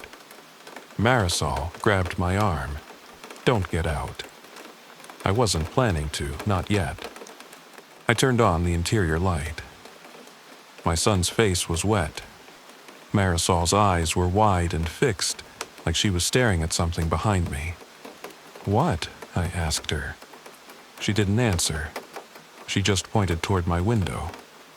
I turned my head slowly. Outside, In the edge of the headlights, the dirt lot looked empty at first. Then I saw it. There was someone standing near the front of the car, just off the right headlight beam. Close enough that I should have noticed right away. Same still posture as the person on the shoulder. Same pale clothing. But this time, the head was tilted, like it was trying to line up with my face through the glass. It did not wave. It did not step forward. It did not speak. It just stood there, too calm, too sure. I locked the doors even though they were already locked. Reflex, my hand shook on the button. My son started saying, "No, no, no," over and over like it was a shield. Marisol whispered, "Start the car." I turned the key. Nothing. No click, no turnover, dead. I tried again, nothing. The dashboard lights dimmed, like the battery was draining in front of my eyes. The figure outside didn't react. Then a new sound came from behind us. The trunk latch from inside. A soft metal shift like someone testing it. My stomach turned. I looked at Marisol. She looked at me and I saw something in her face I hadn't seen in years. Not anger, not tiredness. Pure fear. She grabbed my phone off the dash and tried to dial. The screen was black. No power. Outside, the figure raised one arm. Slow, not like a greeting. More like it was measuring the distance to the glass. The cabin got colder again. My breath started to show. My son made a thin sound, like he couldn't pull air deep enough. I leaned over and reached into the glove box. I kept a small tire iron in there. It was stupid, like it would do anything, but I needed to hold something. Marisol said, "Daniel, don't open anything, don't." I nodded. I wasn't going to. But I had another thought, and it hit me hard. That gravel lane, I didn't see it until the last second. No sign, no marker. Just there, like it waited for me. I looked out past the figure toward the highway, and I couldn't see it. The highway should have been right there behind the brush, a few yards up. I should have seen the glow of passing headlights even if there were no cars, but there was nothing. Just darkness that felt thick, like a wall. The figure's hand touched the hood of the car. Not a slap, not a bang, just a resting touch, like it owned the vehicle. And then the interior light flickered. One blink. In that blink, I saw something I wish I could erase. On the windshield, right in front of my face, there was a handprint on the outside. Not dirt, not grease. A clean mark like condensation had formed only where the fingers pressed. 5 long fingers. Too long. I didn't scream. I couldn't. My throat didn't work. Marisol made a sound like a gasp that got stuck. My son started to kick the back of her seat, panicked, trying to crawl forward. The trunk latch shifted again. And that's when I did the only thing that worked. I grabbed the key and turned it one more time, but at the same moment I pressed my foot hard on the gas, even though the engine wasn't on, like I was forcing the car to move by will. The engine coughed once, like it hated me. Then it caught. The dashboard lit up bright, almost too bright. The radio exploded into static, loud enough to hurt. I didn't think. I just cranked the wheel and floored it. The car jumped forward, tires spinning in dirt, throwing gravel. The figure didn't jump away like a person would. It stayed in place, and for a half second, the hood of the car pushed into it like it was pushing into a stiff bag of cloth. There was no impact sound, no thud, nothing. We broke through the lot and shot back up the gravel lane, bouncing hard, almost losing control. The moment we hit the asphalt, the air changed, the smell vanished, the cabin warmed fast. The static on the radio dropped, and music came back in the middle of a song like nothing happened. Headlights appeared in the opposite lane. A pickup. Real, normal. I didn't stop until we reached a lit gas station nearly 40 minutes later. I pulled in, parked under the brightest lights, and I sat there shaking, hands still on the wheel. Marisol took our son inside. I followed, numb. We stayed in a cheap motel that night. I checked the trunk in the parking lot with the overhead light buzzing above me. Everything was where it should be. Cooler, suitcase, blankets. No sign anyone had been inside. In the morning, Marisol said maybe it was fatigue. She said maybe the desert played tricks. She said maybe the sign was old and the turnout was closed. I wanted to agree. I needed to. But when I went out to the car to load the cooler back in, I saw the roof in daylight. There were scratches in the paint, long and shallow, like something dragged across it with weight. Not keys, not branches. Parallel lines that ran from the back toward the front. I didn't show Marisol. I didn't want to poison the rest of the trip. We still went to the canyon. We took pictures. My son smiled in some of them. Marisol held my hand once on a lookout, and for a second I thought we might make it. But on the drive back, whenever I saw a brown sign on the side of the road, my chest tightened. I kept my window closed. I kept the radio on. And I never, not once, pulled into a turnout that didn't have other cars already there. Back home, I started paying my uncle back faster. I cut expenses. I took extra shifts. Not because I felt strong, but because I felt watched in a way I can't explain. Like if I left loose ends, something would come collect. Marisol still asks sometimes why I refuse to drive at night on open highways. I tell her I'm tired. I tell her my eyes aren't what they were. That's not the truth. The truth is, I still think about that gravel lane that appeared out of nowhere. And I still think about how the road went quiet, and how the world felt turned off, like a room with the lights cut. And I keep wondering what would have happened if the engine didn't catch on that last try. Because that figure never rushed me. It never had to. We continue with the next story. The watchtower that wasn't on the map.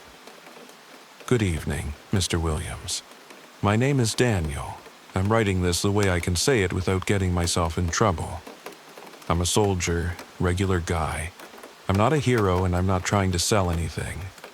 I'm sending this to Historias de Horror because I still wake up with the same taste in my mouth, like metal and dust, and I can't talk about it with the people around me. Thanks for trusting us with it, Daniel. If you're listening, subscribe and stay safe out there. This happened in northern Mexico, close to the line, on a stretch of road where the desert looks flat until you step off the asphalt and realize it's full of dips and cuts. You can drive for an hour and see nothing but scrub, wire fence, and the same hills repeating. Before that night, I was already messed up in my head. My younger brother had died the year before, not in uniform. He got mixed up with people who always have money and always want more. I tried to pull him out. I thought I could talk sense into him. I couldn't. My mother blamed me with her eyes, even when she didn't say it. My wife had stopped asking how my day went. She had her own war at home with bills and our little boy's asthma. I was doing extra shifts. I took every duty nobody wanted. Not because I was brave, because if I stayed busy, I didn't have to sit in a quiet room and remember my brother's face the last time I saw him. That week, we were assigned to escort a supply run between a small base and a forward post. Nothing fancy. Water, fuel, food, batteries, routine. But it was at night, because daytime movement in that zone brings eyes. Night hides you, but it also hides everything else. There were 8 of us in 2 vehicles, a pickup with a mounted light bar and an old armored unit behind it. I was in the second vehicle, passenger side. My sergeant, Ortega, drove. He was the kind of man who chewed sunflower seeds like a machine. Always calm, always flat voice. You could be getting shot at, and he'd still be spitting shells into a cup. Around 1:20, we left the pavement and took a service track that ran parallel to the main road. Dust came up behind us and stuck to the windows. I could smell diesel and the warm rubber of tires. The cab was cramped, full of gear, and my vest kept rubbing my neck raw. Our radio had that constant hiss, not broken, just never clean. The guys in the lead vehicle kept checking in with short words, no jokes. That night, nobody felt like joking. We passed a broken billboard with half a face on it, bleached by sun. We passed a cattle gate and a windmill that didn't move. I looked at the windmill longer than I should have because even with no wind, those blades usually twitch. That one stayed still like it was bolted in place. Ortega saw me staring. "Stop looking for things," he said. "You'll find them." I laughed once, short and dry, but I didn't answer. The forward post was supposed to be simple. A fenced yard, a small watchtower, a generator shed. We'd unload and return, in and out. The map on my phone, offline map, showed the track clearly, and our coordinates matched. We had done it once before. But that night, after maybe 30 minutes on the dirt, the temperature shifted. It's the desert, so nights get cold. I knew that. But this wasn't the normal drop. It was fast, like someone opened a door and pushed cold air straight into the cab. Then the smell changed. Diesel was still there, but under it came something like wet soil. Not mud, not rain. Just that heavy, damp odor you get when you dig down and hit dark earth. It didn't fit. There hadn't been rain in days. I rolled my window down a few inches to check if it was outside. The air that came in felt wrong. It wasn't just cold, it was thick. It carried that wet smell and something else, like old cloth left in a closed room. Ortega noticed right away. His jaw stopped moving. "You smell that?" he asked. I nodded. "Yeah." In the radio, the lead vehicle's voice cracked in and out. "We're 2 minutes from the post. You seeing the tower?" Ortega stared ahead. Our headlights caught the track, the brush, and beyond it the dark shape of a low ridge. No tower. "Negative," Ortega answered. "No visual." The lead vehicle slowed. We closed distance, dust settled a bit, and in the beam of our lights, I saw something that shouldn't have been there. A wooden post on the side of the track with a small sign nailed to it. The sign was so old the paint had peeled off, but there were marks on it, like letters scratched by hand. I couldn't read it, not because it was too dark, because it didn't look like Spanish. Ortega stopped. The lead vehicle stopped too. Our engines idled. In the silence between the radio hiss, I heard a faint sound that I first thought was wind through the brush. Then I realized it wasn't wind. It was like a child trying not to cry. Not loud, not clear, a muffled sound, broken, as if someone had a hand over their mouth.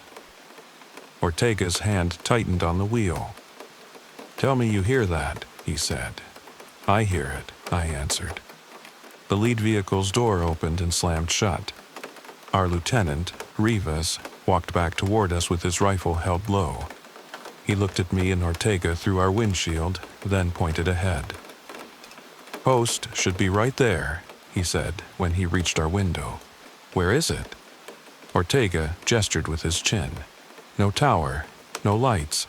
Smells off. And there's—" He stopped, like he didn't want to say the next part. Rivas listened. His face changed. Not fear exactly, more like annoyance mixed with caution, like when something doesn't follow rules. "We don't split," he said. "We move as one. We find the fence line." He turned to walk back to the lead vehicle and then paused. The muffled sound stopped. Not faded, not drifted away. It cut off like someone flipped a switch. That, more than the sound itself, made my throat go tight. Ortega started the vehicle forward again. The lead vehicle rolled ahead at walking speed. Our lights swept the desert. No movement, no animals, no insects, not even the usual night noise. The track dipped, and for a moment our headlights lit a shallow wash. In that wash, I saw footprints. Bare footprints. Too small for an adult, set in the dust like someone had crossed recently. They weren't deep, but they were clear, and they went from the left side of the wash to the right, straight across our path, and then disappeared into brush. I leaned forward. "Stop." Ortega stopped. The beam stayed on the prints. Rivas came back again, faster this time. He crouched, shined his light, then looked up at the desert like he expected someone to be watching. "Who's out here barefoot?" I asked, without thinking. Rivas didn't answer. He stood and spoke into the radio. "All units, no dismount unless ordered. Keep doors locked, weapons ready." That made my stomach drop, because Rivas wasn't a man who said things like that for nothing. We continued. We should have seen the fence by then. The post wasn't far from the yard, but the desert stayed open. No fence line, no tower, no generator hum. Instead, the track led us toward a low structure that appeared out of the dark like it had been waiting. At first, I thought it was a small building. Then our lights hit the surface and I saw it was concrete, half buried with a metal door on the side, like an old storage bunker, the kind you see on abandoned ranches or old border work sites. Rivas raised his hand and the lead vehicle stopped. Our vehicle stopped behind it. The radio hiss grew louder, then dipped, then came back. In that noise, I caught a thin tone like a steady whistle, too clean to be static. It went on for 3 seconds and then stopped. Ortega whispered, "That's not the radio." I couldn't answer because my mouth was dry. Rivas stepped out, slow, and stood between the vehicles. He looked at the bunker, then he looked at us. "We're not supposed to be here," he said. "How?" I asked. "Coordinates match." He stared at me like I was missing the point. "Because there's no post, and there's that." He pointed at the bunker's door. There was a handprint on it. A small handprint, smeared with something dark that wasn't fresh. It looked old, like it had been there a long time. Then my window fogged. Just the lower corner at first, like breath on glass. But nobody was breathing on it. The air inside the cab was cold and dry, and Ortega and I were holding still. The fog spread, slow, like something was pressing a warm surface against the outside of the glass. Ortega's voice cracked. "No." He tried to start the truck. The engine turned once, twice, and then died like someone cut power. At the same time, the lead vehicle's light bar flickered. It went bright, then dim, then bright again. The beams stuttered across the sand. Rivas turned his head sharply to the right.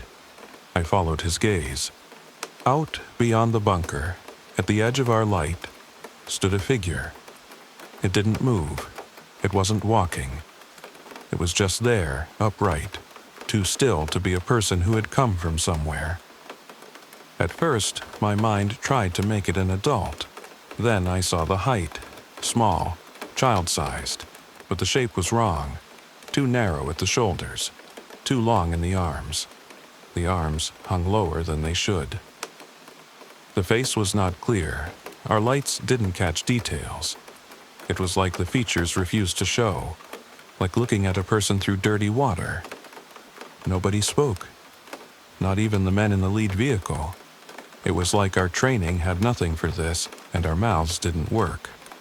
The figure raised one arm, not waving, not pointing, just lifting it until it was level, as if reaching for the air. Then the bunker door shifted. A metal door, heavy, old, that should have squealed if it moved. It didn't squeal. It opened a few inches, just enough to show darkness inside. Not normal darkness, not no light darkness. It looked thick. And from that crack, the smell of wet soil hit me hard like a hand over my nose. Ortega gagged once. Rivas backed up, never taking his eyes off the door. "Get in," he told his men in the lead vehicle. "Now." One of them fumbled his door handle like his fingers were numb. Another tripped and caught himself on the hood. No one said a word. No one fired. We all knew if we fired, we'd be shooting at something we couldn't name, and that felt worse than doing nothing. The child-sized figure remained still, but the muffled sound came back, not from the desert, from inside the bunker, like someone trapped down there was pressing their mouth to metal and trying to be heard. Rivas's face went pale under the light. "We leave," he said, louder. "Now." Ortega slammed the steering wheel. "Engine's dead." Rivas came to our door, yanked it, then stopped, because he saw the window fog and the way the air inside looked wrong. "Don't open," I told him. "Don't." He nodded once, then ran to the lead vehicle. The light bar on the lead vehicle surged bright. For a second, it lit everything clear: the bunker, the track, the scrub, and that small figure. In that bright flash, I saw something I can't forget. The figure's feet weren't on the ground. It wasn't floating high. It was inches above the dust, like it didn't want to touch the earth. Then the light went out. Total dark, except our weak dashboard glow. The radio hiss stopped too. Complete silence. In that silence, something touched our roof. Not a heavy hit, more like a slow press, a weight settling above my head. The metal of the roof gave a tiny groan. Ortega looked up, eyes wide. He didn't scream. He couldn't. The roof pressed again, like fingers testing it. My mind went straight to my little boy asleep at home. His breathing through the nebulizer. My wife checking his forehead. I thought, if I die out here, I deserve it for everything I didn't fix. Ortega whispered, "Daniel." I raised my rifle without thinking, muzzle up toward the roof, but my hands shook so bad the barrel trembled. Then our engine started, on its own. No key turn, no ignition sound. It just caught like it had been running the whole time. Ortega's foot hit the gas. The truck lurched forward. The tires spun in dust. We slammed into the lead vehicle's rear bumper, hard enough to make my teeth click. The lead vehicle surged forward too, like it got pushed. Our lights snapped back on.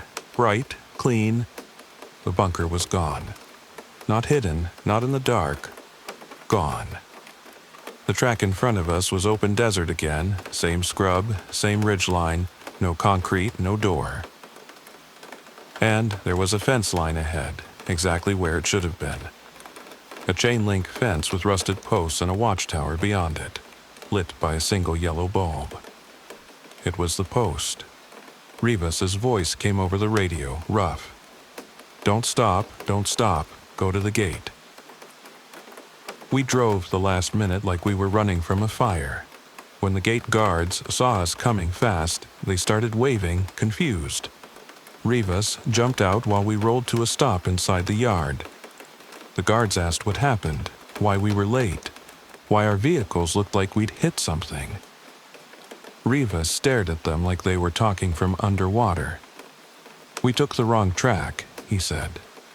His voice was flat again, but his eyes were not. That was the only explanation we gave. Inside the yard, the air smelled normal. Fuel, dust, sweat. The generator hummed. The night insects returned, like the world turned back on. I got out and checked our roof. There were handprints up there. Not dust prints, not scratches. Handprints, small, smeared dark, like the one on the bunker door. I wiped one with my glove. It didn't come off. Ortega saw it and turned away like he was going to be sick. Later, when we unloaded, I asked one of the guards about the service track. I tried to sound casual. He frowned. "That track splits," he said. "You know that." "No," I answered. He pointed beyond the fence. "There's a dead route, old work site. They blocked it years ago. Nobody goes there." I told him we didn't see a block. He looked at me like I was lying. "It's there. Big concrete barrier. You can't miss it." Rivas heard us and cut in. "Enough," he said. "Drop it." We returned to base before dawn. No one spoke much. In the locker room, Ortega washed his hands over and over. I noticed his knuckles were bleeding from how hard he'd gripped the wheel. I tried to sleep that morning, but every time I closed my eyes, I felt that weight on the roof again. 2 days later, I went to the vehicle yard during daylight and climbed onto our truck. The handprints were still there, same color, same shape, like they had soaked into the paint. I asked the mechanic if he could buff them out. He laughed, said it was just grime. He scrubbed with solvent, hard. The prints stayed. He stopped laughing. I didn't push it. I walked away because I had learned the lesson Ortega told me at the start. Stop looking for things, you'll find them. Since then, I avoid night escorts when I can. I don't take that service track. I don't even like driving near that ridgeline. And when my son wakes up coughing and my wife looks at me tired, I don't tell her about a small figure that didn't touch the ground, or a bunker that shouldn't exist, or a cry coming through metal. I just hold my boy and listen to him breathe, because the silence in that desert taught me something.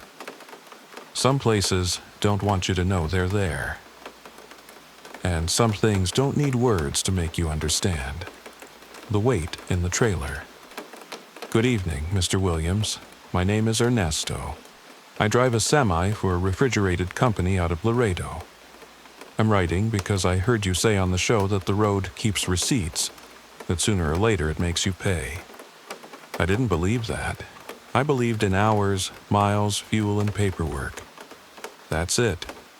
I'll keep my real last name out of this, not because I'm trying to sound interesting, because what happened happened on a route I still run, and I don't want my dispatcher or my wife or my kids hearing this and looking at me like I'm broken. Before that night, I was already running on fumes. My youngest, Mateo, had asthma that got worse in the cold months. In October, he ended up in the ER twice. Insurance covered part of it, not all. My wife, Carla, didn't say much, but I saw the bills stacked on the kitchen counter like they were trying to block the door. She was tired of me being gone. I was tired of being gone too, but tired doesn't pay. I picked up extra runs. I took the late loads other guys avoided. I told myself I was doing the right thing. That week, I had slept in pieces. 2 hours at a truck stop, 3 hours in my own bed, a nap in the yard with my head on the steering wheel while waiting for a seal. I kept hearing my wife's voice in my head. You're here, but you aren't here. The load that started this was simple. Frozen chicken to a distribution center outside San Antonio. Pickup at a cold warehouse on the Mexican side, cross, then north. Paperwork was clean.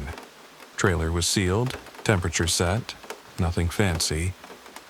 I remember the smell in the cab when I hooked up. Diesel and old coffee, that plastic smell from the dashboard warming under the sun, and the faint cold breath coming from the trailer lines. Normal. I checked the fifth wheel, tug test, lights, air. The yard dog waved me out like it was any other night. By the time I hit the open highway, it was past midnight. Not one of those nights with a nice moon. Just a sky that looked dirty, like someone rubbed ash over the stars. The road was mostly empty. Every so often a car would pass fast and disappear, like it had something to escape. I had the radio low. Not music, just talk. Sports, then static, then another station. I wasn't looking for anything. I just needed a voice in the cab so I didn't start talking to myself. My phone buzzed once at a red light in Ensenal. Carla. A short text. Mateo is coughing again. Call when you stop. I stared at it a second too long. A horn behind me snapped me back. I rolled forward and my hands shook on the wheel. I didn't answer. I told myself I'd call at the next fuel stop. The highway north of Laredo at that hour is long and flat, but it plays tricks. Your headlights carve a tunnel, and everything outside it becomes a wall. The reflectors blink by, white, white, white, and your brain starts to drift. I kept my speed steady, watched my gauges, and chewed gum until my jaw hurt. About an hour in, the air in the cab changed. At first, I thought it was the vents. Sometimes the blend door sticks and you get a blast of cold. So I reached for the knob. The knob was already where I left it. The cold didn't feel like AC. It felt like winter air pushed under a door. My forearms tightened. My hands got that rough dryness you get when you step outside and the wind steals your heat. Then came the smell. Not diesel, not exhaust. Not even that sweet rot you sometimes catch near a ditch after rain. It smelled like wet soil, like a shovel had just turned the ground, like mud on boots in a small yard after a storm. I checked the weather on the dash screen. Clear, no rain. I looked at my mirrors. Trailer tracked straight, no smoke, no sparks. The reefer unit was doing its job. Everything was where it should be. That's when the CB mic started to swing.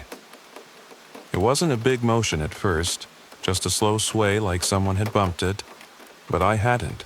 The cab was smooth, no potholes, no sudden braking.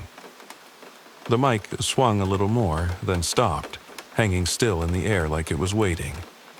Static crawled across my speaker. A thin hiss that turned into a low pulse, like a heart behind a wall. I picked up the mic and said, "Anybody got traffic up ahead?" No answer. Just that hiss. I set the mic back in its cradle, but it didn't sit right. It hung off like the hook was bent. I adjusted it. It fell again. That made me mad. Stupid, but true. When you're tired, you get mad at small things. It's easier than thinking about your kid coughing and your wife trying not to cry on the phone. I grabbed the mic harder and clipped it. This time it stayed. A few miles passed. I told myself it was nothing. A loose hook, a bad station, a draft. Then my trailer brake handle moved. Not a pull, just a twitch, like a finger tapped it. I stared at it. My stomach tightened. I took my hand off the wheel for half a second and touched the handle to confirm it was real. It was cold, not cool from the cab, cold like metal outside at dawn. I snapped my hand back and looked around like there would be someone sitting in the passenger seat laughing at me. There was nobody. Just the passenger seat with an old hoodie on it, an empty bottle rolling near the floor mat, and the glow of the dash. I told myself, "You're exhausted, you're seeing things. Keep driving." That's when I saw the figure in the passenger mirror. Not on the road behind me, not in the lane next to me, not in the trailer reflection. In the glass itself, near the edge, like a stain that had a shape. It didn't move with the road. It stayed in the same spot in the mirror while everything else slid by. I blinked hard and looked again. Still there. A dark form, upright, close, too close. Like it was standing on the step under my door, holding the grab bar, riding with me. My chest went tight. I tried to breathe through it and my breath came out thin. I didn't turn my head, not at first. You learn on the road that if you see something odd, you don't always look straight at it. Sometimes it's a broken down car with a person waving. Sometimes it's a decoy. Sometimes it's your eyes lying. But this was wrong in a different way. There was no reason for a shape to be in my mirror when the road was empty and I hadn't stopped for hours. I reached for the lock switch on the door and pushed it down. Then I pushed it again, even though it was already down. My eyes kept snapping between the road and that mirror. The shape stayed. No waving, no face, no motion. Just there. The cold spread. It crawled from the passenger side across the cab like the cab had been split into two climates. My right hand on the wheel felt normal. My left hand felt numb. Then the radio cut out. Not static, not fading. Silence. A hard silence that made the hum of my engine sound too loud, like my truck was the only thing left in the world. I thought about pulling over, but there are places you do not pull over at night, even if your truck is on fire. There are places where the shoulder is just a trap. I kept going until I saw lights ahead. A rest area sign, then the glow of a parking lot. I signaled and pulled in. As soon as my tires crossed the line into the lot, the cold in the cab eased. Not all the way, but enough that my fingers stopped aching. The smell of wet soil stayed. I parked under a light. Engine idled. I sat there with both hands on the wheel, trying to decide if I should call my wife or call somebody else, or just get out and take a leak and reset my brain. I looked at the passenger mirror. The glass showed the lot, empty spaces, a trash can, the line of trees beyond the lights. No shape. I told myself, see, you were seeing things. I reached for my phone and called Carla. She answered on the second ring, whispering. Mateo's asleep. He coughed for an hour. I'm sorry, I said. My voice cracked. I hated that. Where are you? She asked. Rest area, northbound. Are you okay? I looked at my hands. They were shaking again. Yeah, just tired. She stayed quiet a moment, then said, Don't push it. If you need to sleep, sleep. I'll be fine, I said, because that's what I always said. I heard Mateo cough once in the background, soft and wet, then quiet again. Carla said, Call me when you deliver. I will. I ended the call and sat there a minute, watching other drivers come and go. A pickup pulled in, two guys got out, laughed, walked to the bathroom. Normal life, normal noise. I decided to do a quick walk around, fresh air, clear head, it's what you do. I grabbed my flashlight and stepped down. The air outside was warmer than the cab. That made no sense, but I didn't argue with it. The lot smelled like hot asphalt and faint garbage. No wet soil. I walked along the trailer, shining my light on the tires, the doors, the seal. Everything looked fine. Then I saw the rear door handle. It was wet, not from rain. The metal had moisture on it, like it had been breathed on. I wiped it with my glove. The glove came away dark, like it had brushed dirt. I shined the light on the ground behind the trailer. There were marks in the dust. Not tire tracks, not footprints with boots. Long smears, like something had been dragged, then lifted, then dragged again. The pattern started under the trailer and led to the back doors. My throat went dry. I told myself it was from the yard, from the warehouse, from a forklift. But the marks were fresh. The dust around them looked untouched. I stepped closer to the doors and put my ear near the metal. No sound from inside except the reefer hum. Then I heard something else, not a voice, not a word. A muffled sob. It was low, held back, like someone trying not to be heard. It came from inside the trailer, behind the sealed doors, buried under the freezer noise. My legs went weak. Every part of me screamed to run. I backed away from the doors, fast, almost tripping. I kept my light on the seal. It was intact, unbroken, still tight. The sob came again, longer this time, then cut off as if a hand had covered a mouth. I did not open those doors. I did not touch the seal. I walked fast back to the cab, climbed in, and locked the doors even though they were already locked. My heart was hammering. My skin felt too small. I started the truck in one motion, threw it into gear, and rolled out of the lot like I had stolen something. As I merged back onto the highway, the radio turned on by itself. Not music, not talk. Static, then a faint tone, then nothing. I looked at the passenger mirror. The dark form was back, in the same place, upright, close, like it had never left. I didn't scream. I didn't pray out loud. I didn't do any of the things people say they do. I did the most human thing. I pretended it wasn't there and drove. Mile after mile, the shape stayed in the mirror.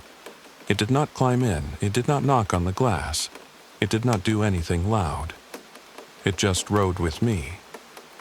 By the time the sky started to pale, my eyes felt like sandpaper.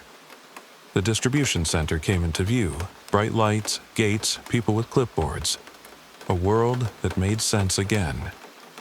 I rolled to the dock, set the brake, and waited for the receiver. A guy in a vest came to my window. "Morning. Load number?" I gave it. My voice sounded normal. That scared me too because it meant I could act like nothing was wrong. He checked his tablet. Back into door 12. I did it clean. When I set the brake, I watched my mirrors like a man waiting for a crash. 2 dock workers came out with a bolt cutter and a new seal. "Seal looks fine," one of them said. "We'll break it." He cut it. The snap was loud in the morning air. For a second, I thought I'd hear that sob again. I thought the cold would spill out. Nothing happened. They opened the doors and the smell that hit was not chicken, not freezer air. Wet soil. Both dock workers paused. One wrinkled his nose. "You haul produce before this?" "No," I said. They climbed in with their pallet jack. Their boots thumped on the floor. Then one of them stopped, froze, and looked down. He leaned closer, then backed out. His face had lost color. "What?" the other asked. "There's dirt," he said, "like a lot of dirt." They shined their light inside. I couldn't see everything from where I stood, but I saw the floor near the back had streaks, long dark smears, the same pattern I saw in the dust outside. And there were handprints on the inside of the door, low, as if someone small had pressed against it. The worker looked at me like he was about to accuse me of something. I raised my hands. I didn't open it. I didn't touch it. He swallowed. "Man, did somebody get in there?" The other worker tried to laugh and failed. "No way. It was sealed." They went back in, moved a pallet, then another. The load looked fine. Boxes were stacked, still wrapped, still frozen. But the smell stayed. Then the first worker said, "There's something wedged by the wall." He reached under the pallets with a hook and dragged something out. It was a child's shoe. Small, black, worn at the toe, mud packed into the seams. I felt my stomach drop like an elevator cable snapped. The worker held it up, turning it like it might bite him. Where the hell did this come from? I couldn't answer. My mouth wouldn't work. The second worker looked at the inside of the trailer again, then at me. "You need to call your company." I called my dispatcher. I told him there was an issue at delivery. I kept my voice flat. I didn't say crying or shape or shoe. I said contamination and foreign item, because those words fit in the world of paperwork. While I waited, I looked at my passenger mirror. In the daylight, there was no dark form. Just me, reflected faint. Eyes bruised, hands still shaking on the steering wheel. They took photos. They wrote reports. They asked questions. They held the shoe in a clear bag like it was proof in a case. Nobody found a person. Nobody found blood. Nobody found broken boards or cuts in the insulation. No hole, No sign of entry. They blamed the warehouse. The warehouse blamed the yard. The yard blamed the dock. By noon, it was unexplained. By evening, it was resolved. They wrote it off as a bizarre mistake. That night, I drove home. I told Carla I was delayed because of a delivery issue. I did not tell her about the sob. I did not tell her about the mirror. I did not tell her about the shoe.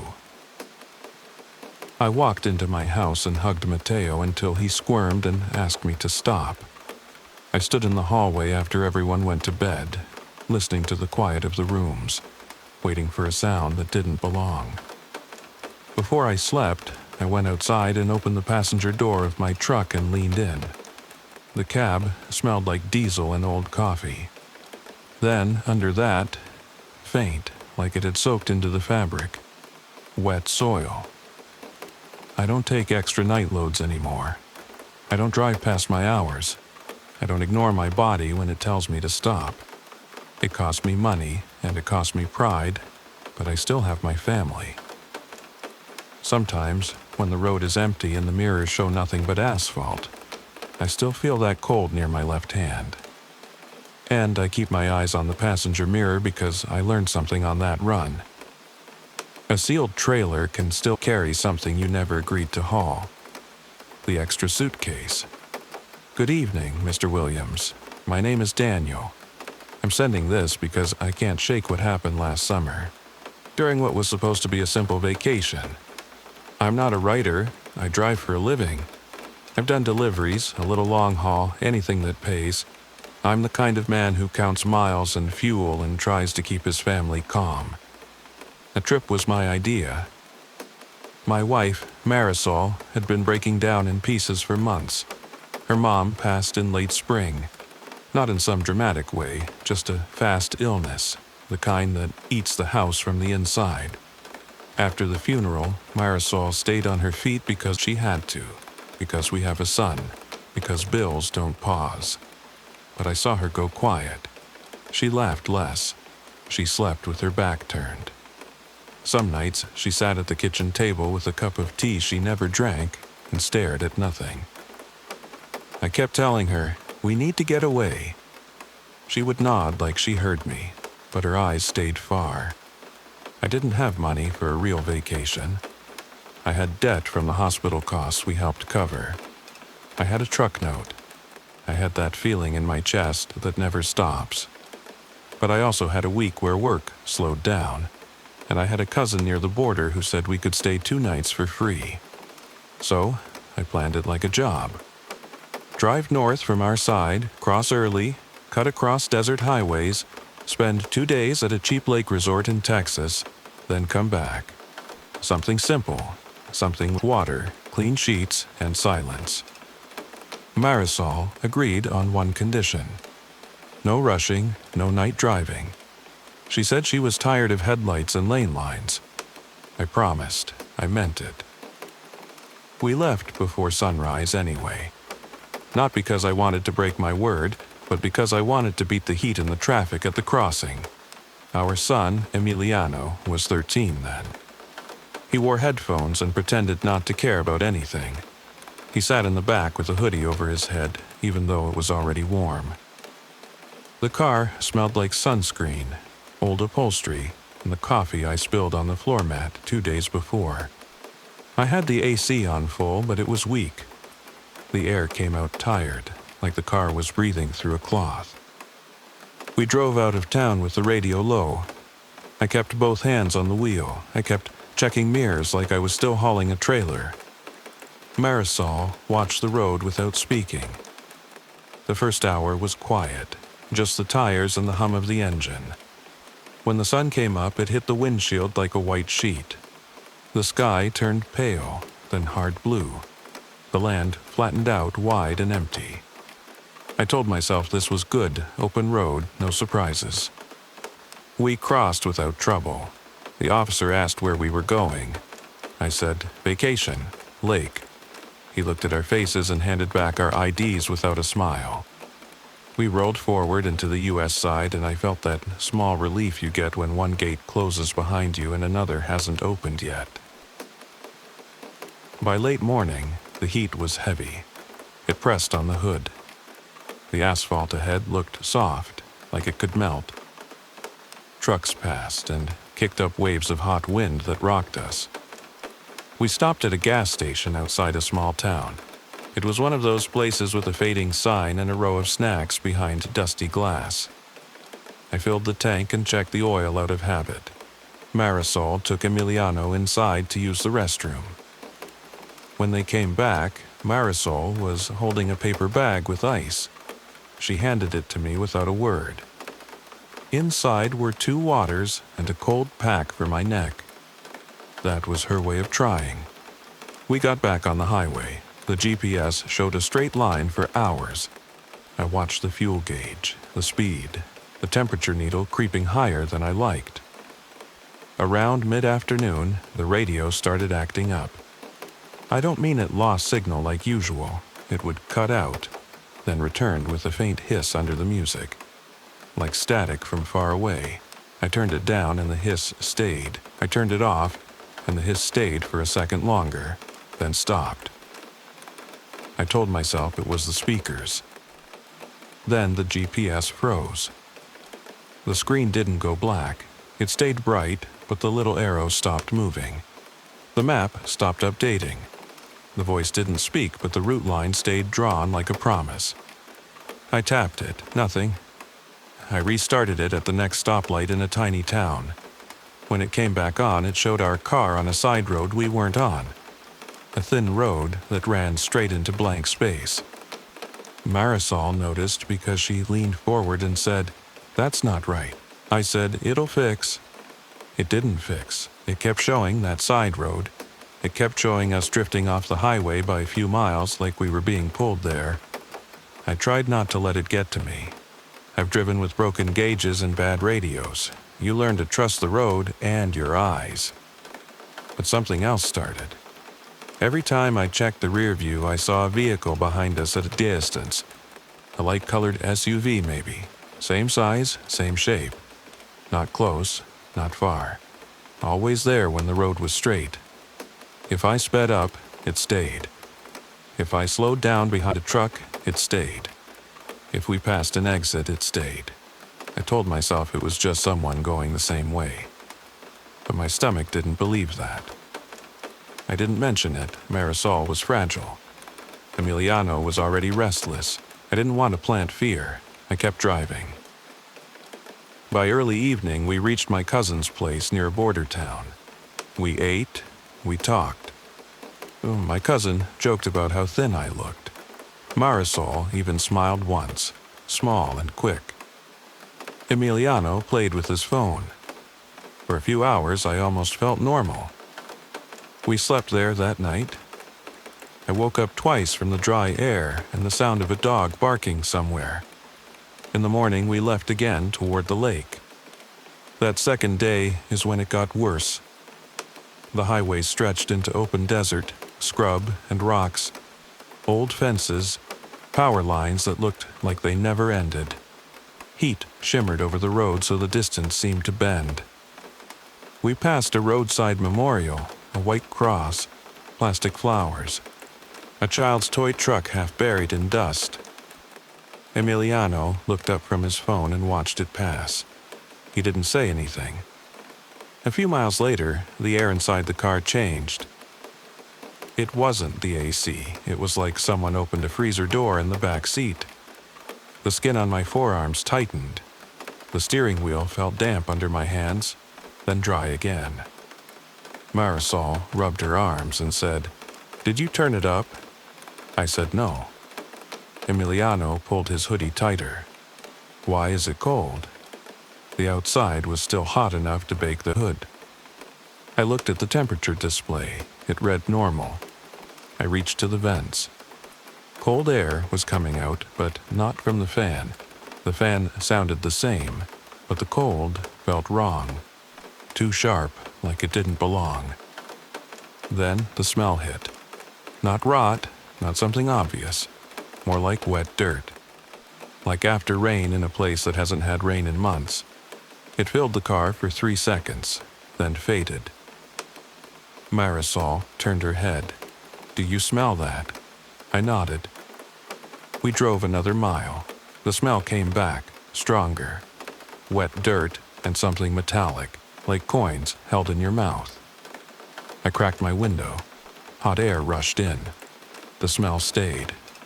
That's when Emiliano said, "Dad, what's that?" He pointed forward.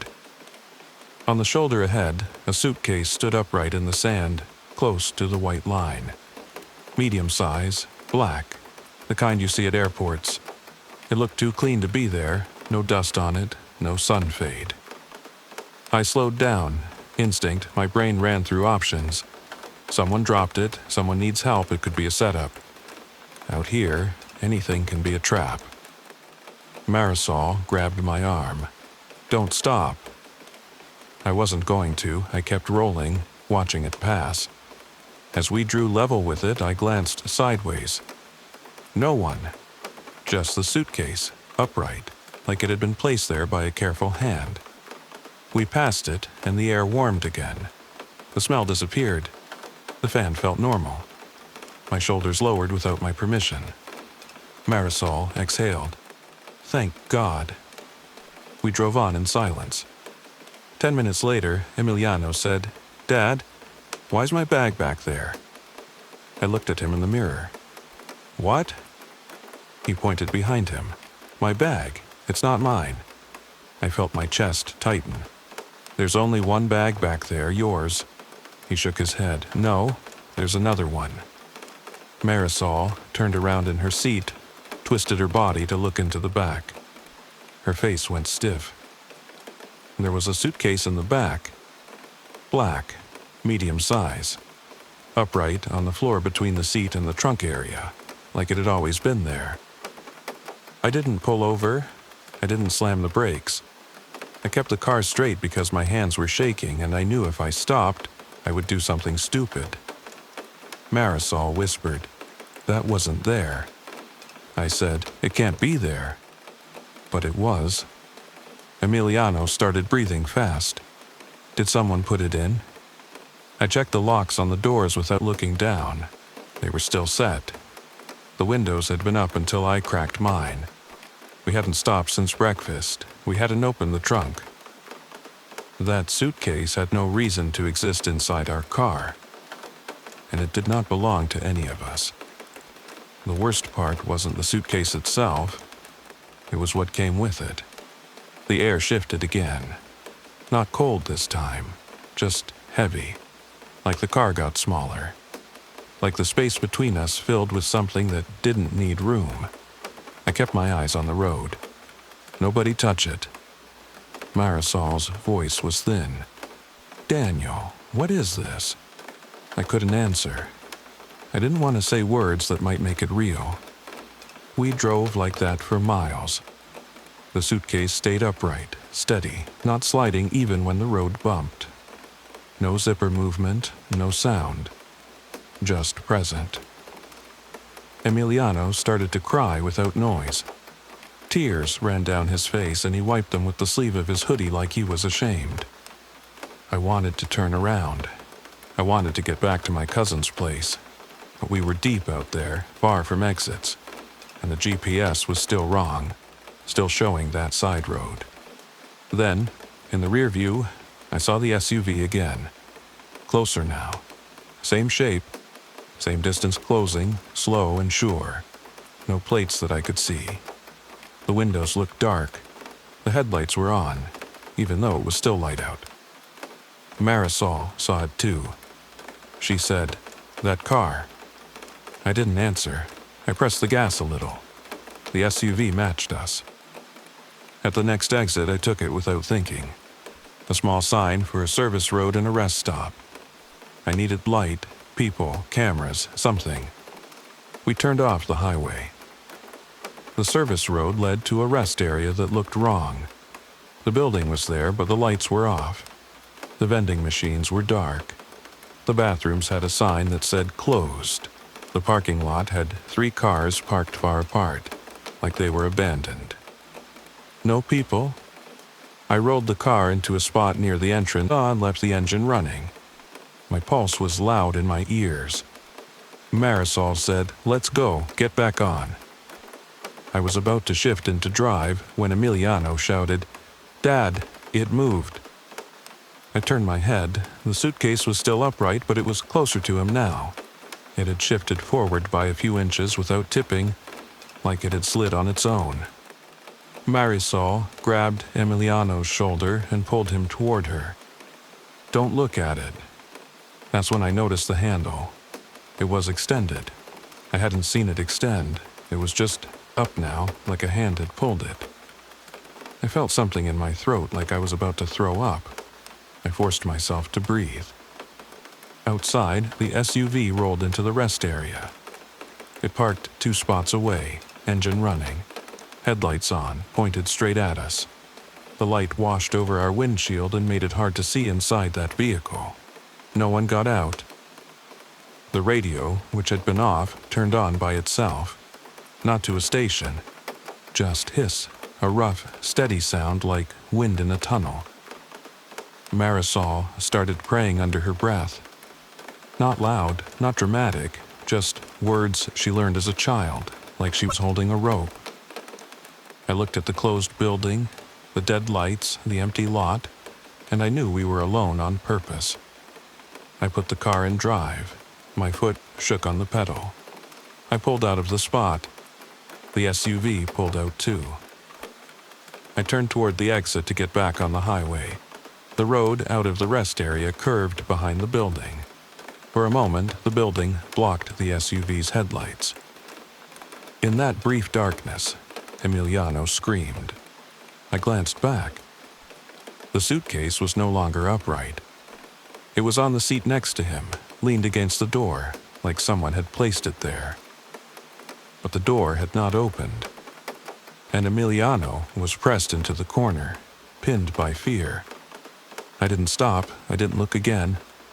I hit the gas and took the curve too fast, tires scraping gravel. The car bounced. The suspension groaned. We reached the ramp back to the highway, and the GPS screen flashed, then went black. The radio hiss grew louder, then cut off.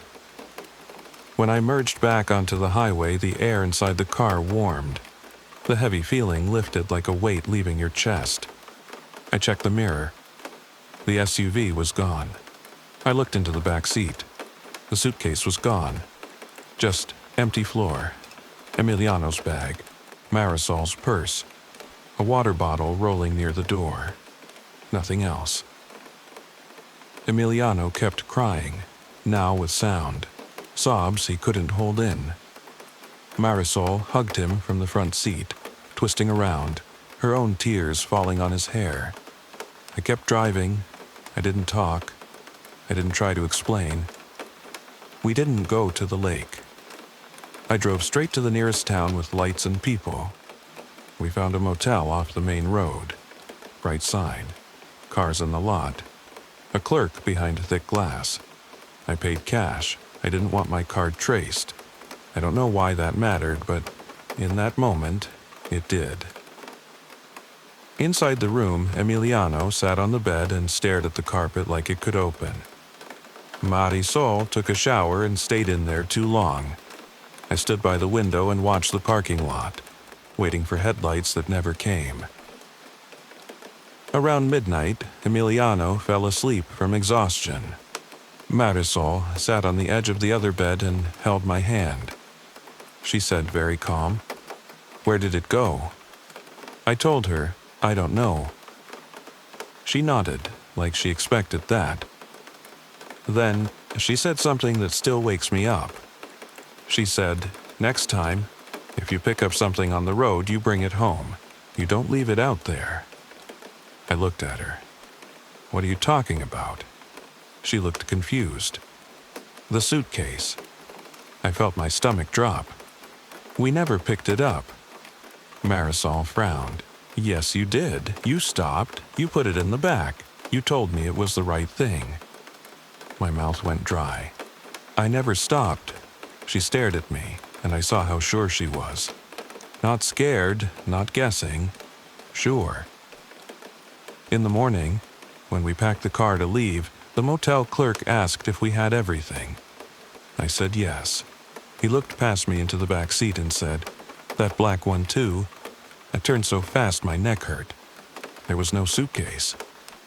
The clerk blinked, then looked away, like he had seen something that didn't fit and decided not to touch it. We drove home in daylight. No GPS, no radio, just road signs and silence. We didn't speak much. Marisol held Emiliano's hand in the back seat like he was small again. When we reached our street, I thought the feeling would end, like leaving a bad place behind. But it didn't. Since then, there are nights when I wake up and I swear I smell wet dirt in our bedroom. There are mornings when I find the car unlocked and I know I locked it. There are times when Emiliano refuses to sit in the back seat, even for short drives, and he won't tell me why. And once, last month, Marisol asked me if I had moved that suitcase out of the closet because she couldn't find her winter coats. We don't own a suitcase like that. And that's why I'm sending this, Mr. Williams. Not to convince anyone, just to put it somewhere outside my head. Because I still don't know if something followed us home or if it was waiting for us before we ever left.